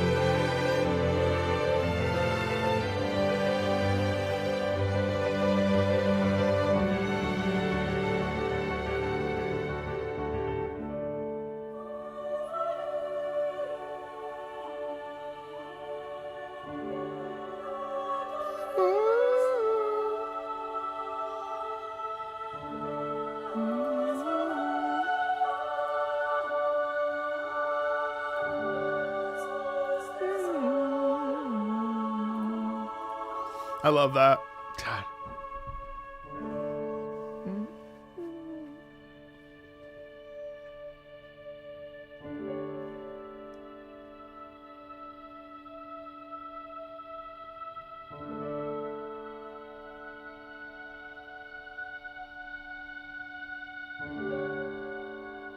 I like how we actually like go all the way back. Yeah, and then it picks up again. So we pull all the way back and reset.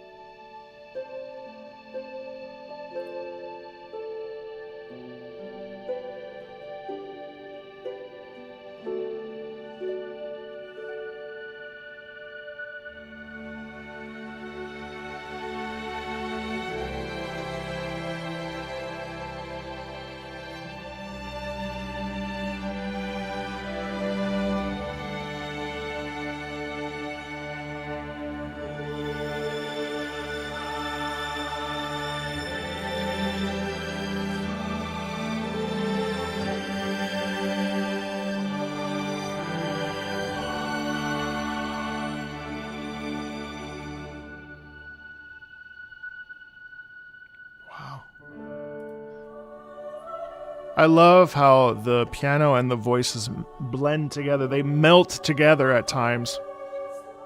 But you hear this brightness and this hope in that, you know?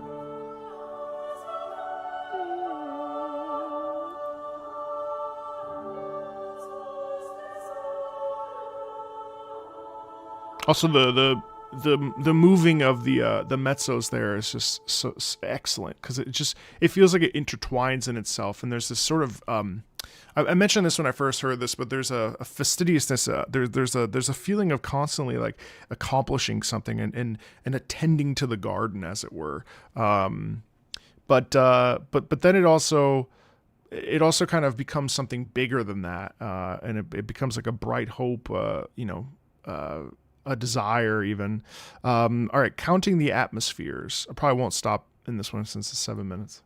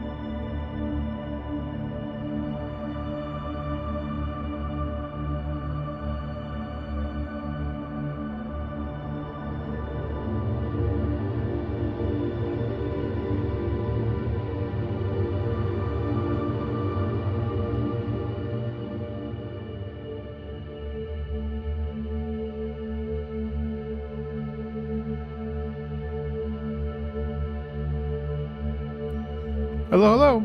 God, that is sublime, bro. This is like otherworldly.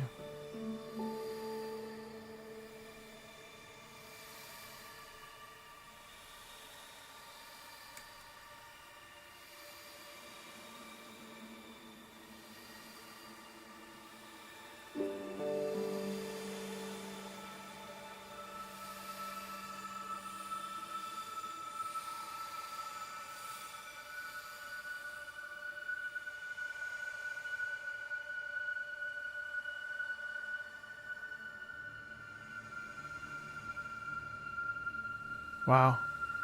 Because it almost sounds like it's actually like slightly unnerving, you know, slightly scary.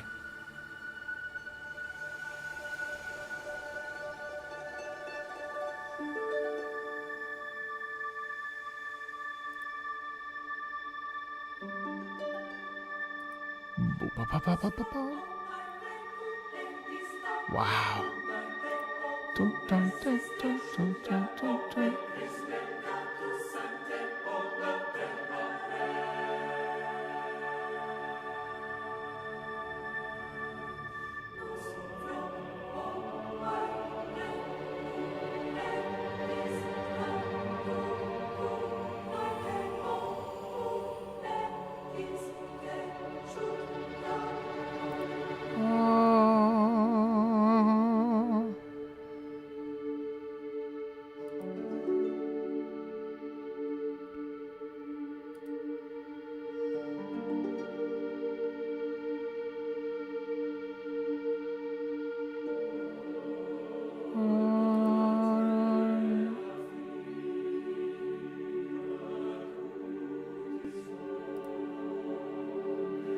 Hey Marco, started playing Wuthering Waves and I haven't had this much fun with a game in a while. Oh, good. I'm so glad.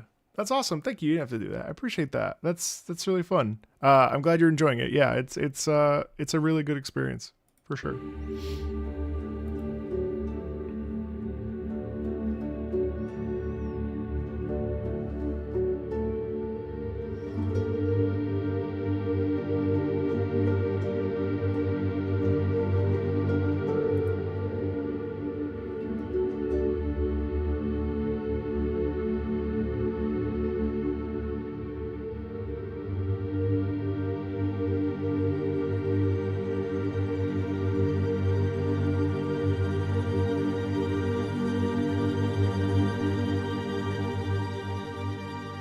Well, excellent tremolo build here.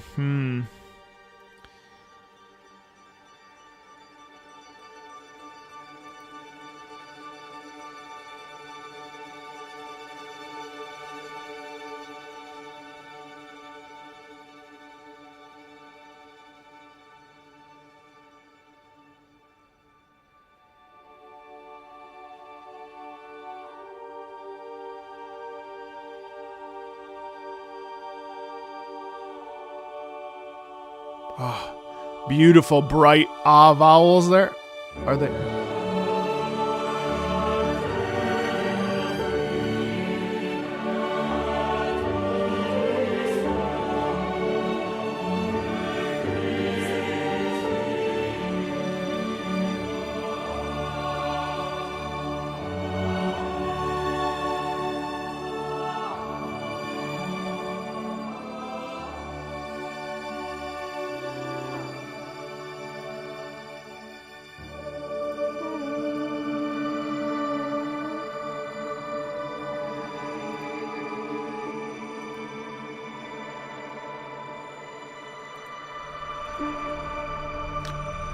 Cool little thing that happened there was the oo vowel blended into the orchestral swell and into the sort of there's a slight sound modifier in there, I think, and the ooh, it's like it took over and it was almost like that was the whisper, the whisper of the world, you know.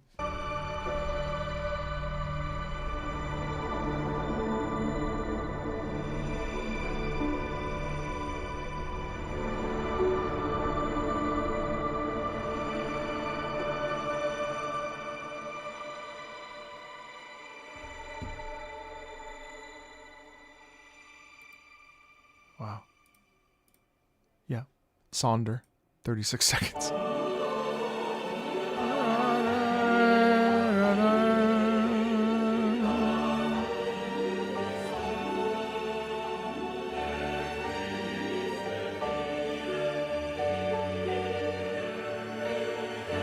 Hey there.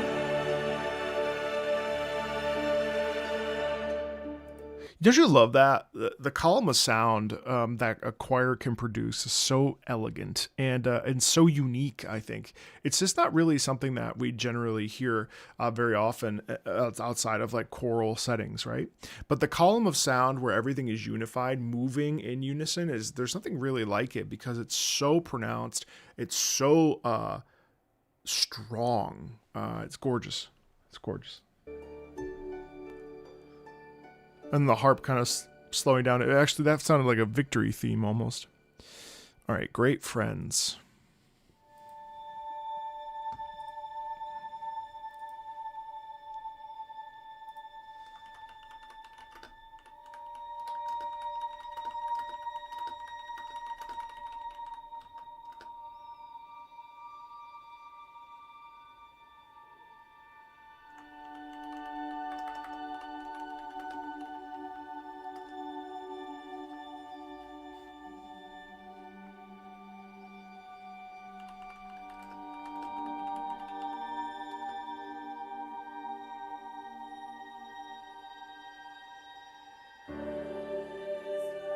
So it's so beautiful. Wait, go back. Listen, it's got a little bit of wandering.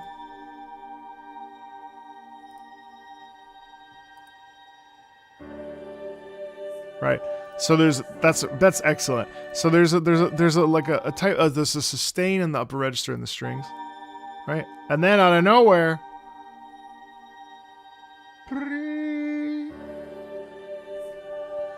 and notice the tight, super tight slight dissonance there in the mezzo.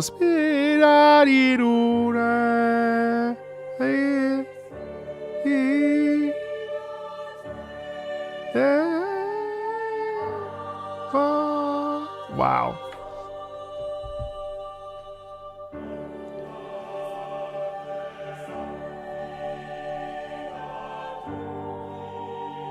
Dum dum da dum shum da da yum. Da di dum.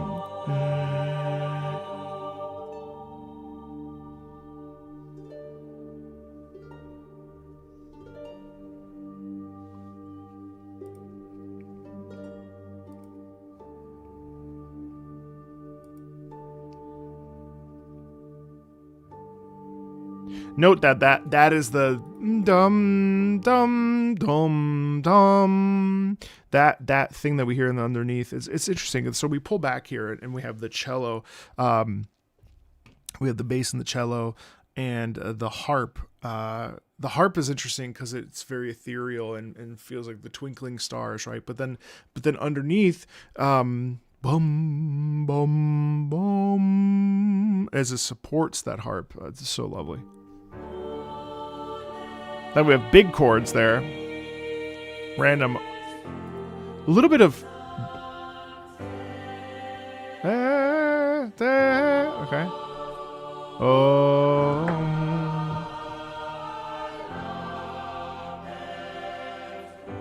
This has a bit more wandering than other tracks.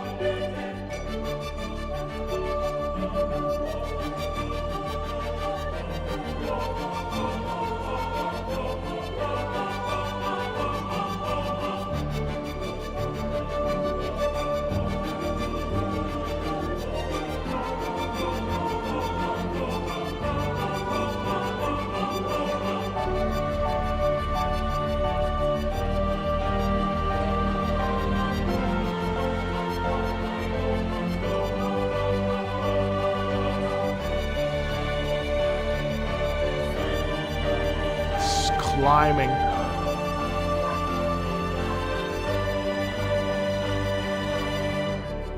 You know what's cool too is that this we're doing it actually with the strings. I love the sharpness in the strings, but you know how you get that like synthetic synth wave. You get that in modern compositions. It's almost like Jessica took the took that sound quality that we would normally hear with a synthesizer or inorganic instruments, and decided to lean into that with the string boom pa pa pa pa boom boom pa pa pa pa boom, and it's cool because there's just this natural build up here that's happening. Is again, all of it's sort of revelatory.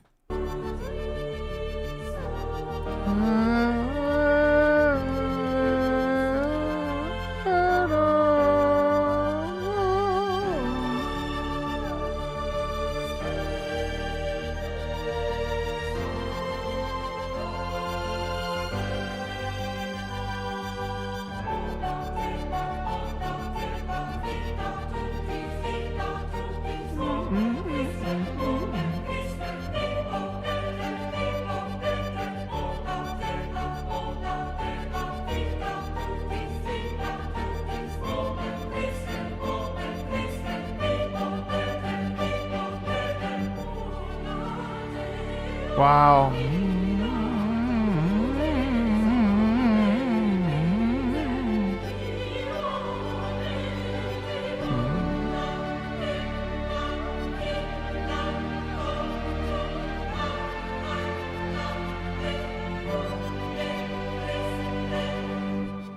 Wow.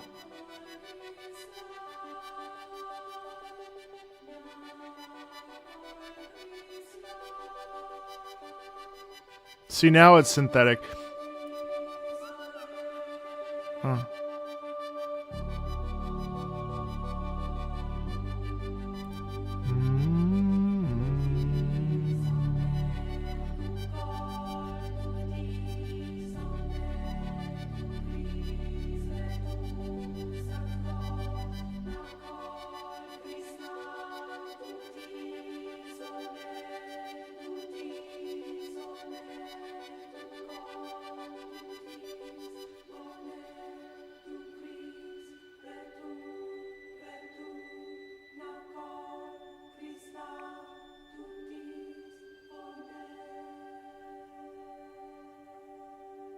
Wow.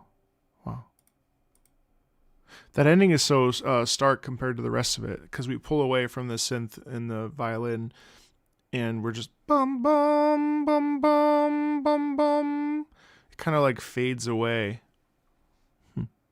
Anything for Canopsia? Tremolo on the strings.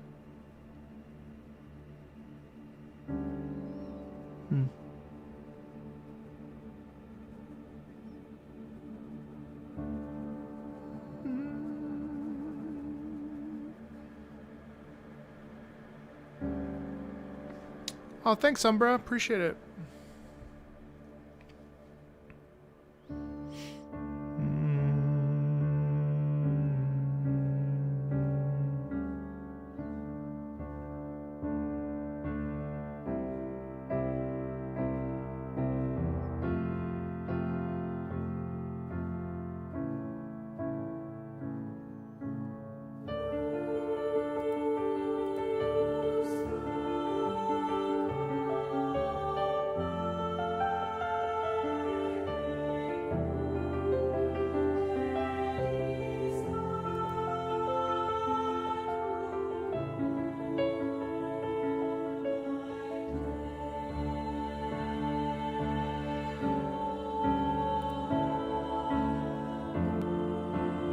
It's just more like a dirge.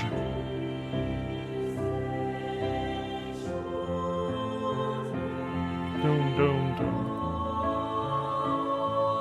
Listen to that tension there. It's cool.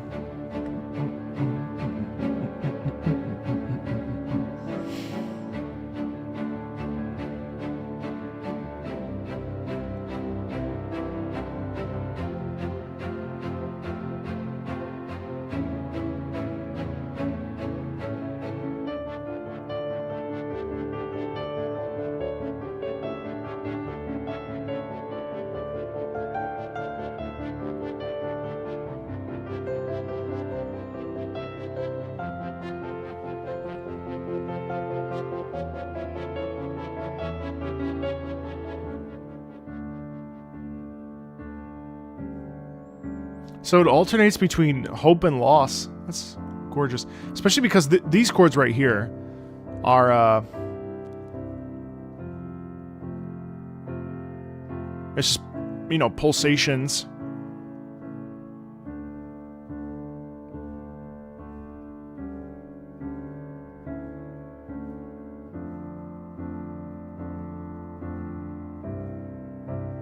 But this is actually loss. Or so it sounds anyway, right? But it's like almost like a determination through adversity.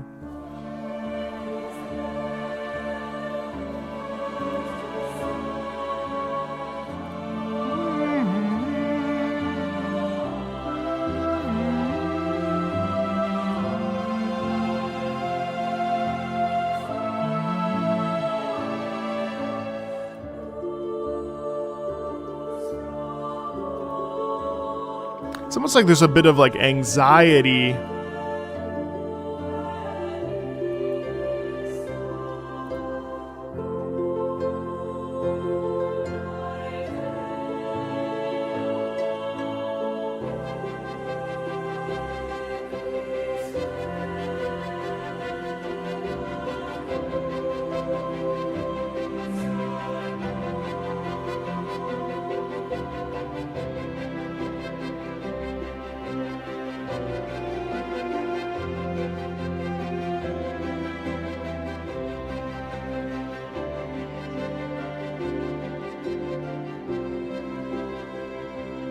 And then it shifts into this hope.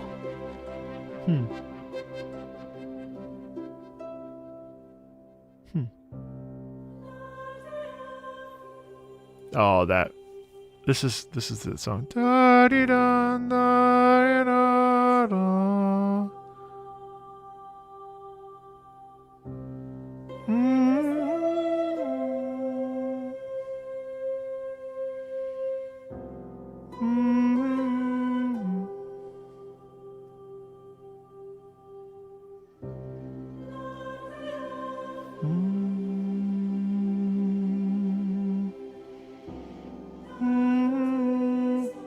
God, that's so beautiful.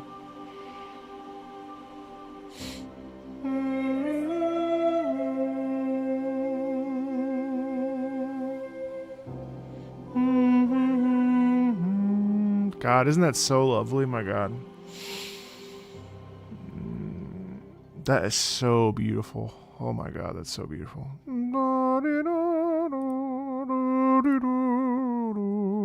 That really sounds like love to me. God, that's so excellent. A darkling filament.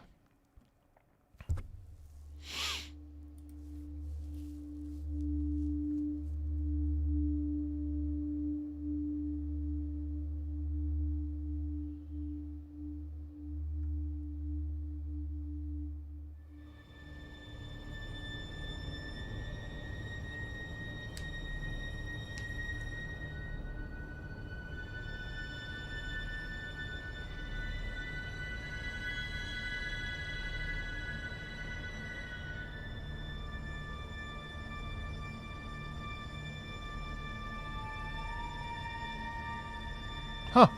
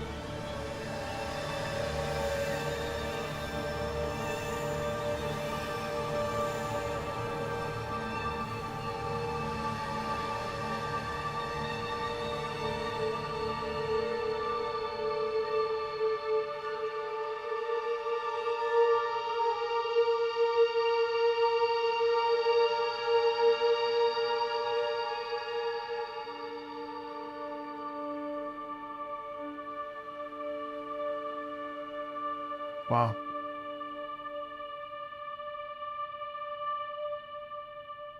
It's actually kind of uncomfortable.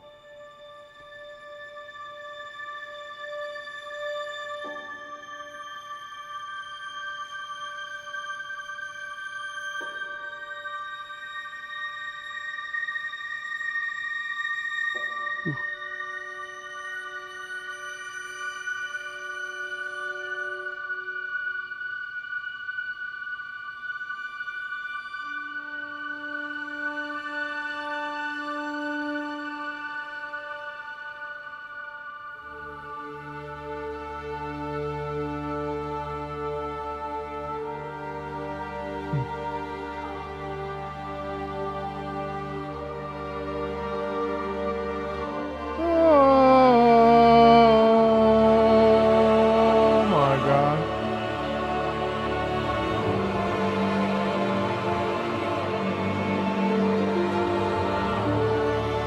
Wow.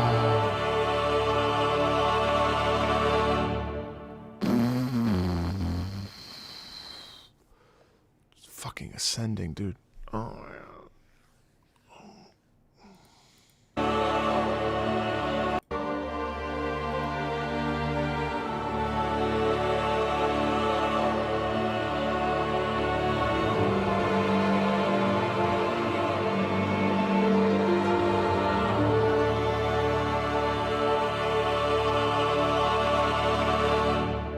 Oh my god, what a column of sound. Hey, Vanya, what's up? Oh my god, fuck.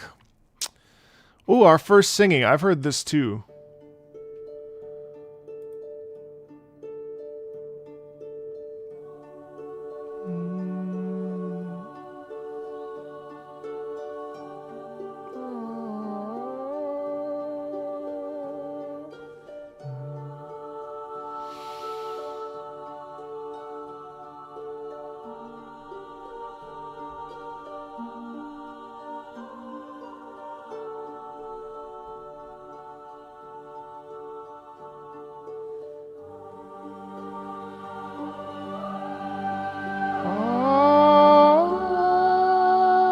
Oh my god.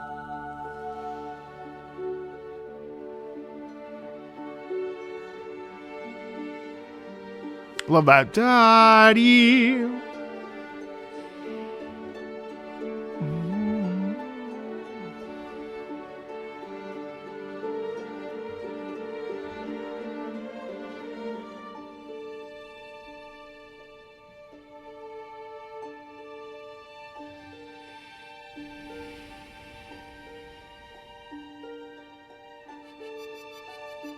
Oh yeah, this is the first one I've heard. You're right.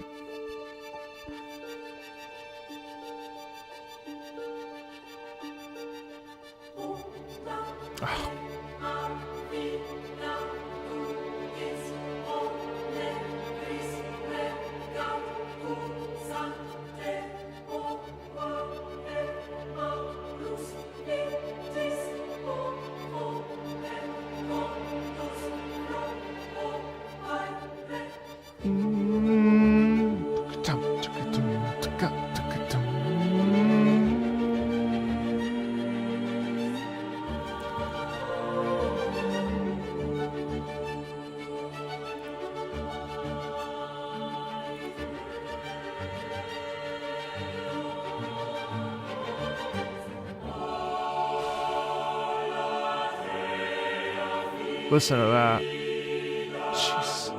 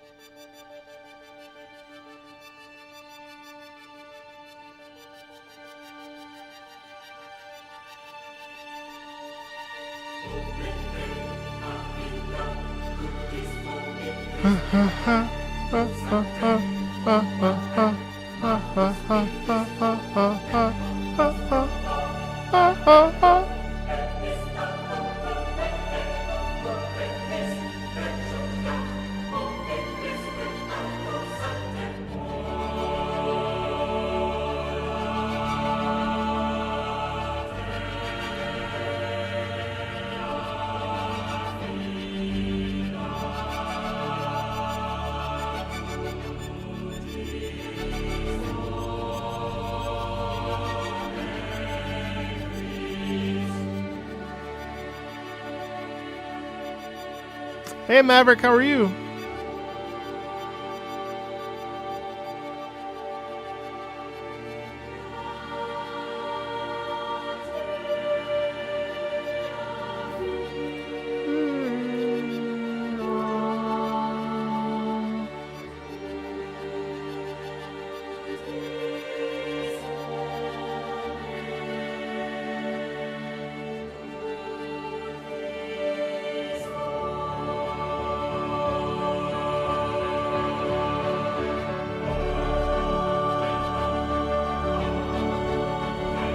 Jesus.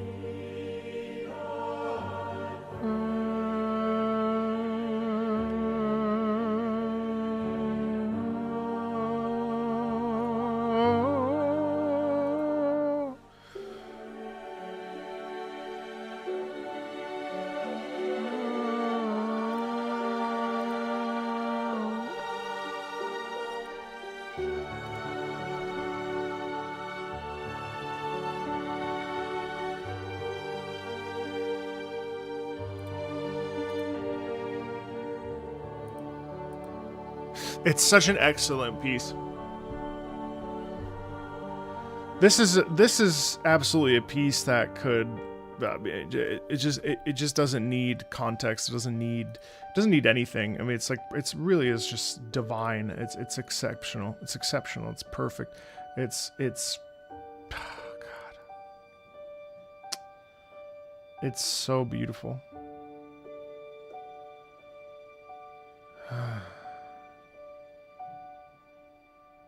My God. I have no words to describe that.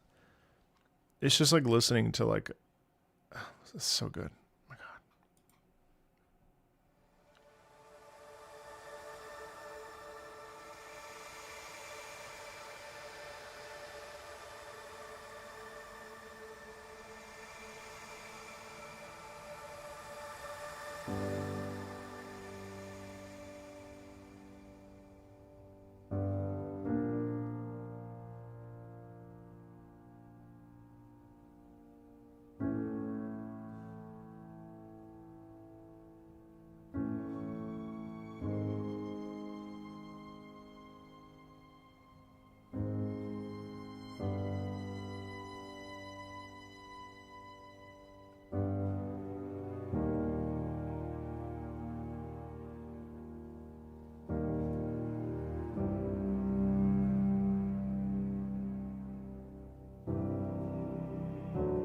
Wow.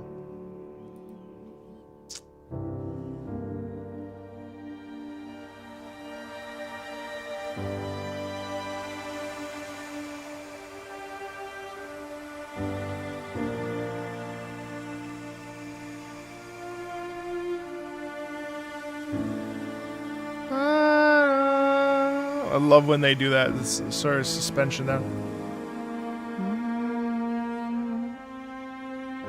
These sound like sevenths. Diminished seventh chords going down.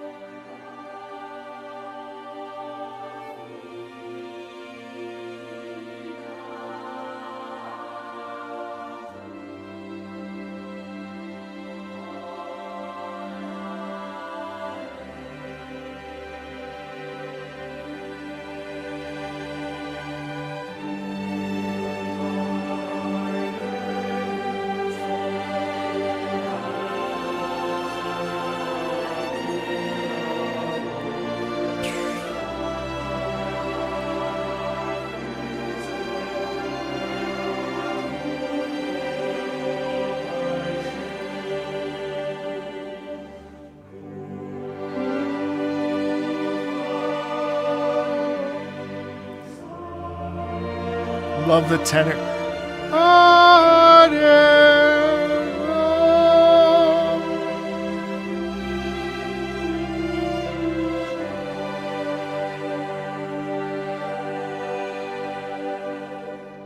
God. I love how there's this twinge of melancholy in it, but there's always wonder.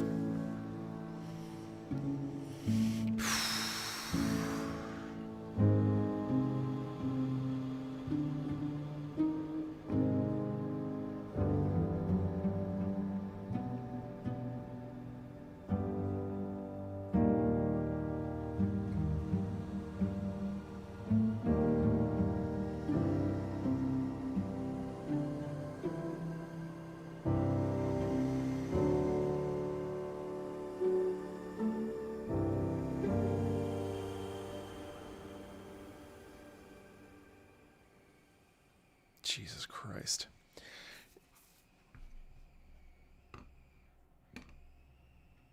God. Oh, that makes sense. Yeah, okay.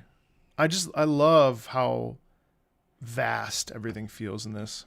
Vanya, I'm sorry I'm not saying very much, man. I mean, it's like washing over me, and the choral like the column of sound that we're getting in each of these is so divine. I mean, it's just, I can't rave enough about this. Like, this is just so, even though I just said I'm not really talking very much, I just think it's so elegant. It is so beautiful. It's so real, and like it's not video game music. You know, it's like, it really is. It is, but it isn't. You know, it's very, very classically rooted in just the choral writing is just exceptional.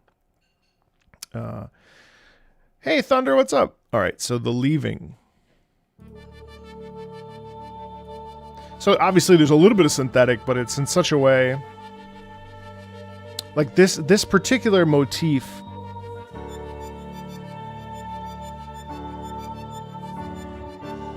with the backing of the chords, yeah.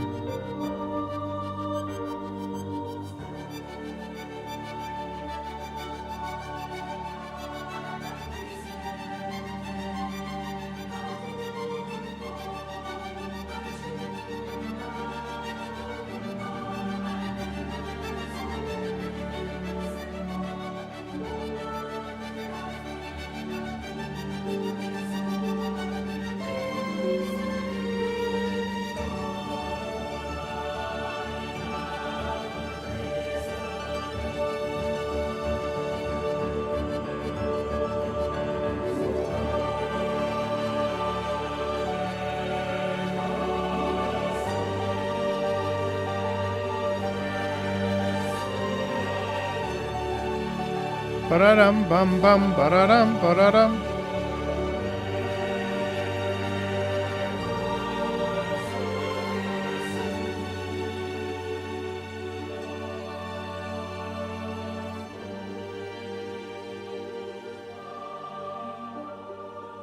God.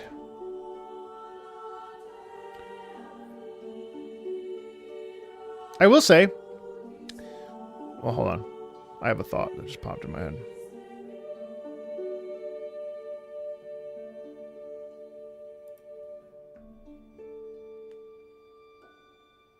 I will say, the one thing I would say against the score is that it all tends to sound beautiful, but you could interchange the pieces and all of them would kind of fit the whatever the setting is. Like, they're more of a mood setter than they are like action music.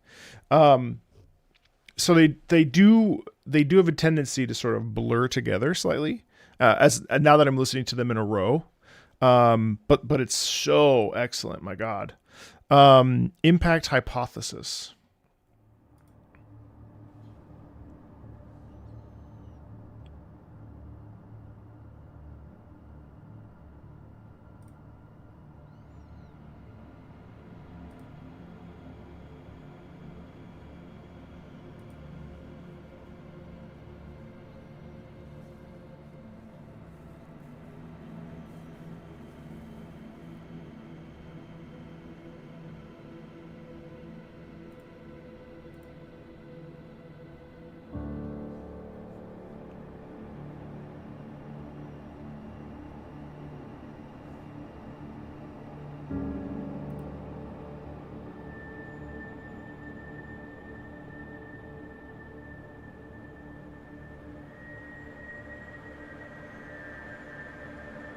Okay, never mind. I hold my tongue on what I just said.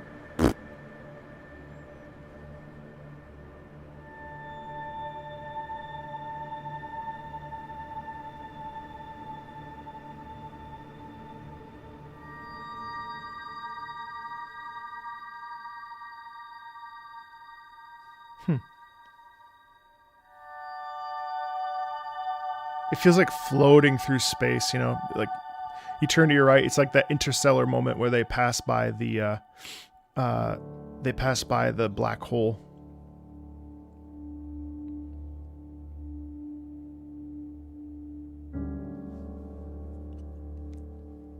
And those are just the chords of da-dee-da-da.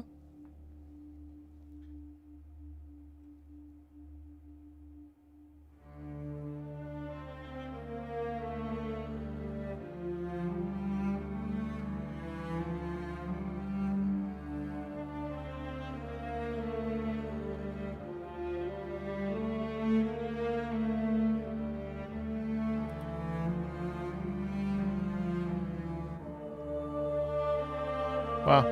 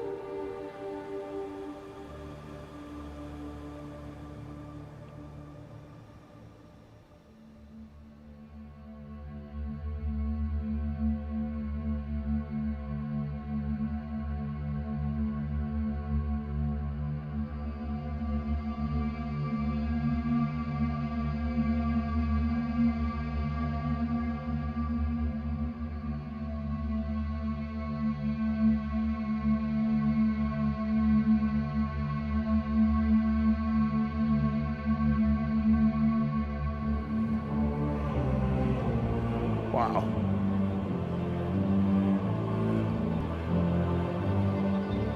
Ah.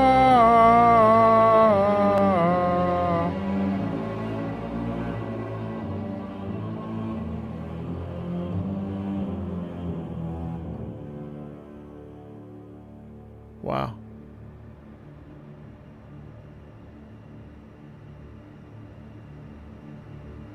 Ah.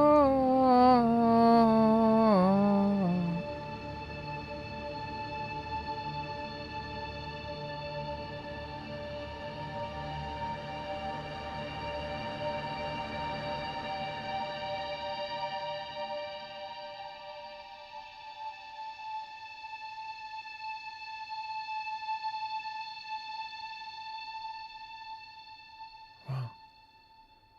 So I said all that, but then they gave me this impact.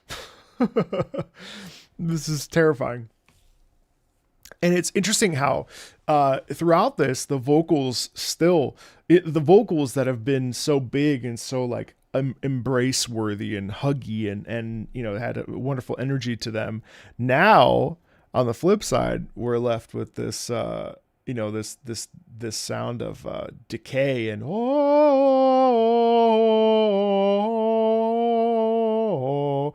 like you know you're running out of time. Excellent piece. Lassiter, huh? Lassiter. I don't have my glasses on.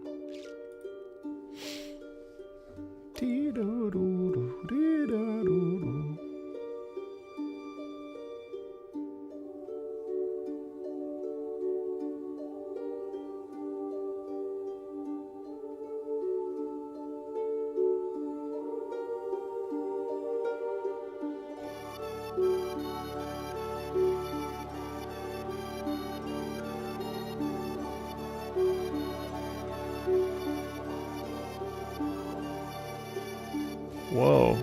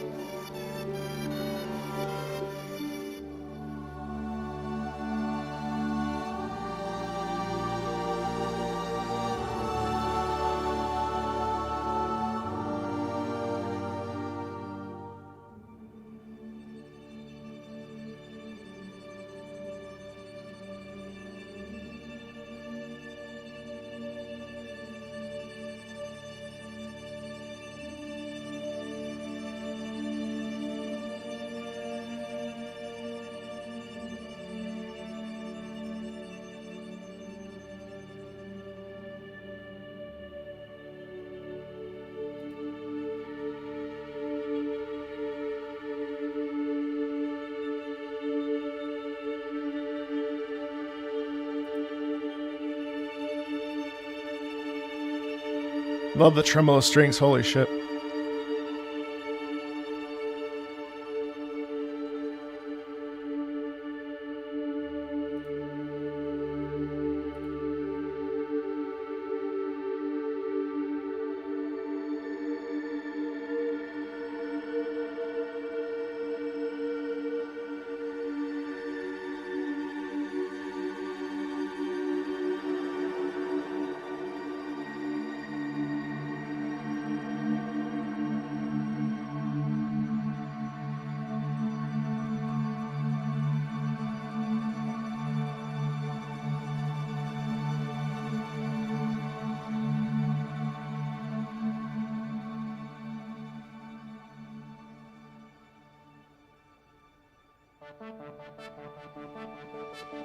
Huh.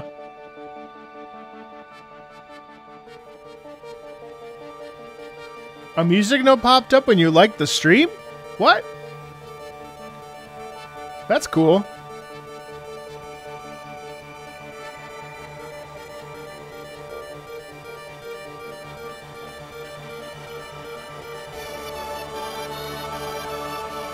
Ba bee ba ba bee ba ba bee ba ba ba ba ba.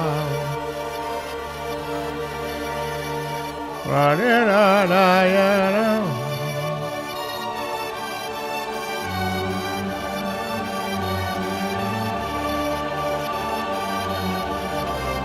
Wow.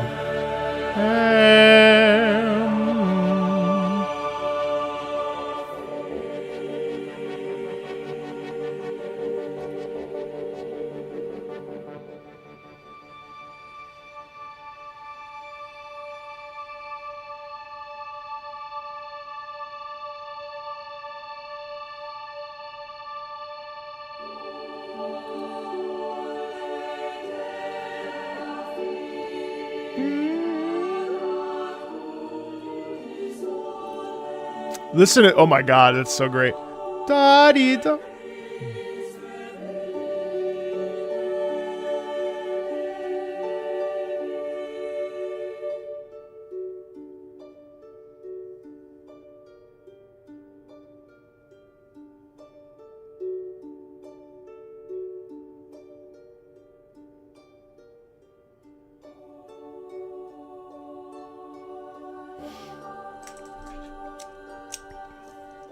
Wow.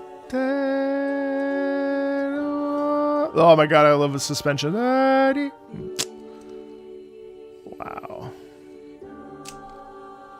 Will I be playing Fraud? Maybe. I need to play Resident Evil 9 first. Jeez. That is excellent. Yeah, I mean, God, I have nothing to say, dude. I just these are, it's just so fucking gorgeous. The signal.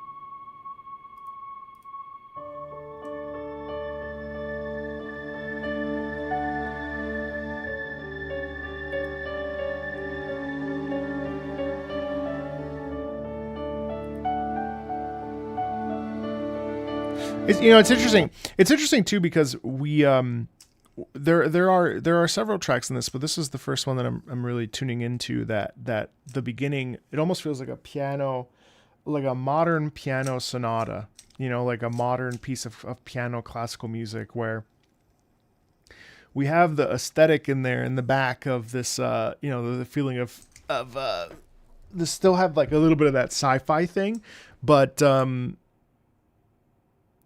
we're in this moment. There's this hope and this dreamy quality in that that's just so ravishing.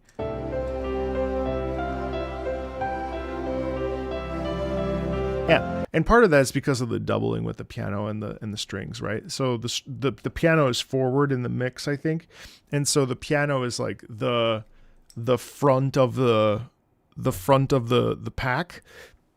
And the strings are supporting it. It's just so elegant.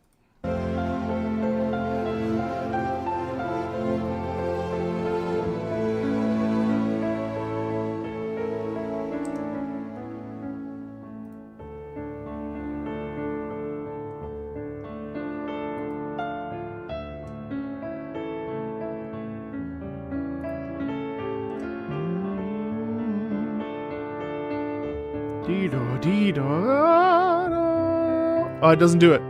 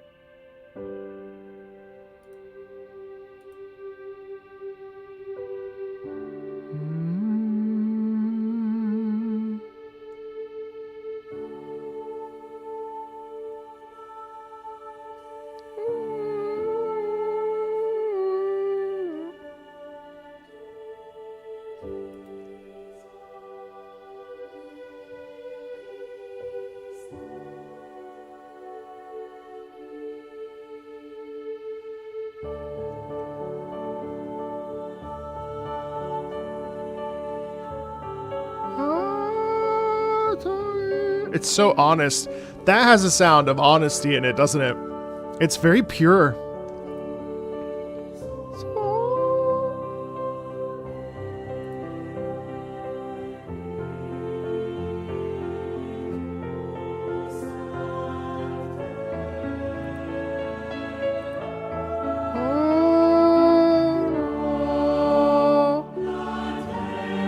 What I am.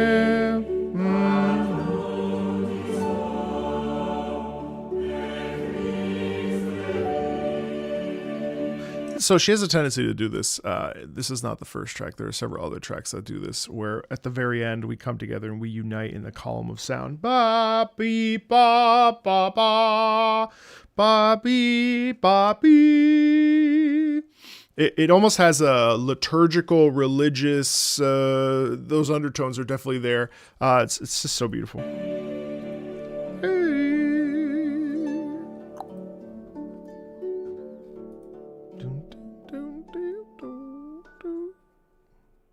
Beautiful. Millions and millions. Oh, cute.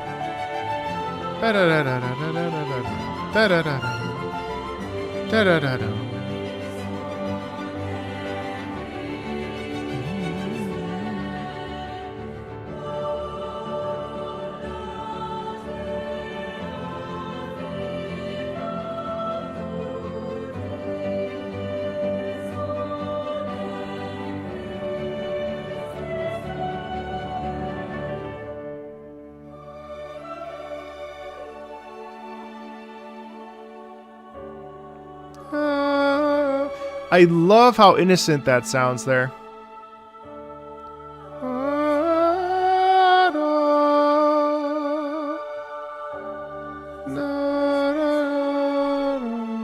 So beautiful, my God.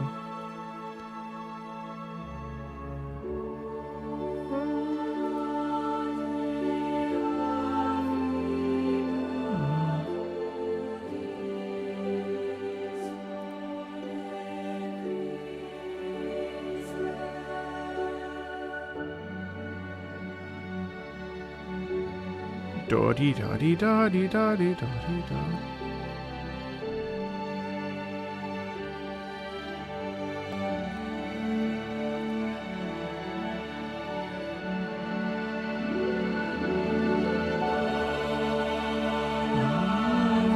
See, she does it here too.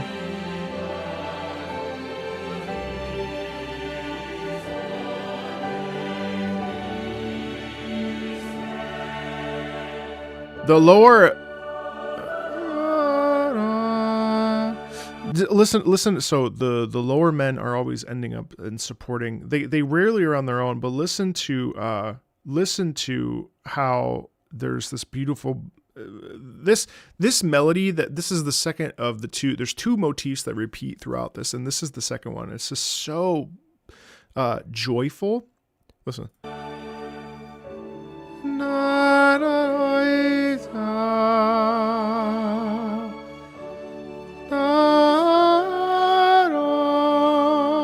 It's so pretty.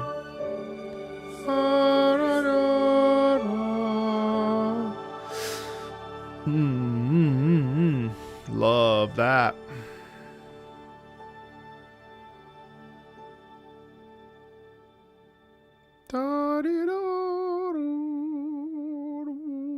It's so beautiful.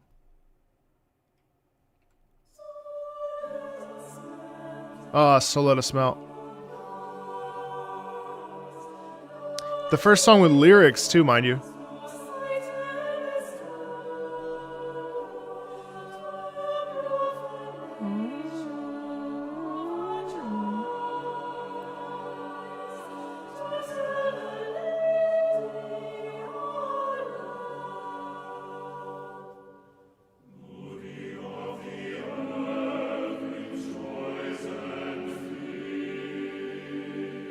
I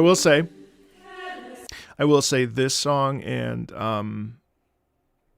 our first singing, these are the ones that have the most impact. I think this is a more full-bodied piece of music that I think stands on its own and is a little bit less meandery. It's much more direct in the sort of emotional gut punch it wants you to feel. So I think So Let Us Melt, and it makes sense, but this is definitely the one that I think stands out to me the most.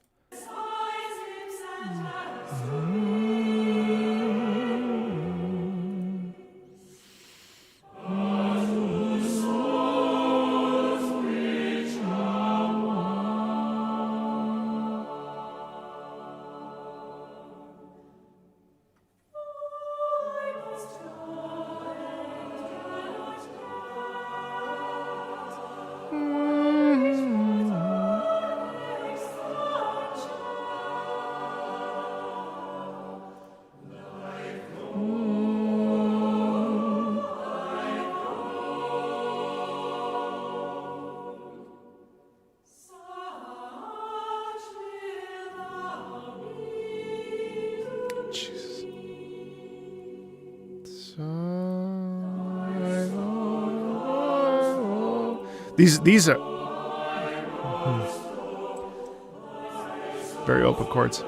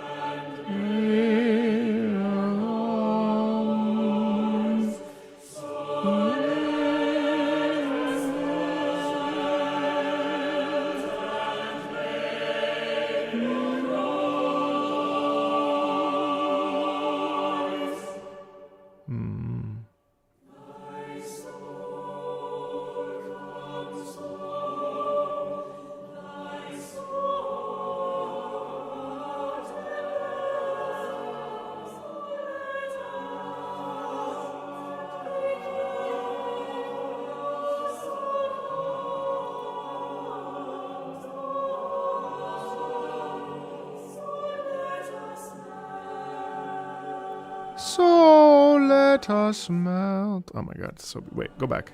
I know, I'm ruining the ending, but listen to this.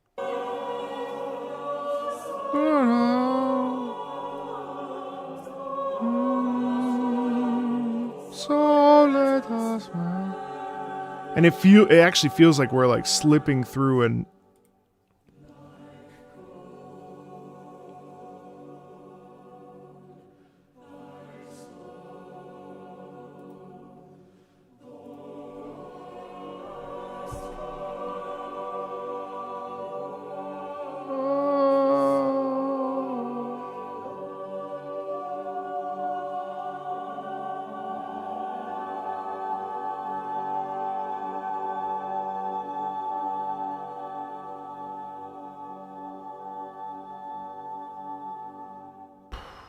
I'm going to say something salacious in that this is different than your typical video game music that you hear. Because while it does serve a purpose, it really is written for its own sake. And it has a complexity that is somewhat abnormal in the space. Now, I've listened to thousands and thousands of pieces of music at this point, and don't get me wrong. I mean, I love video game music. It's my favorite type of music.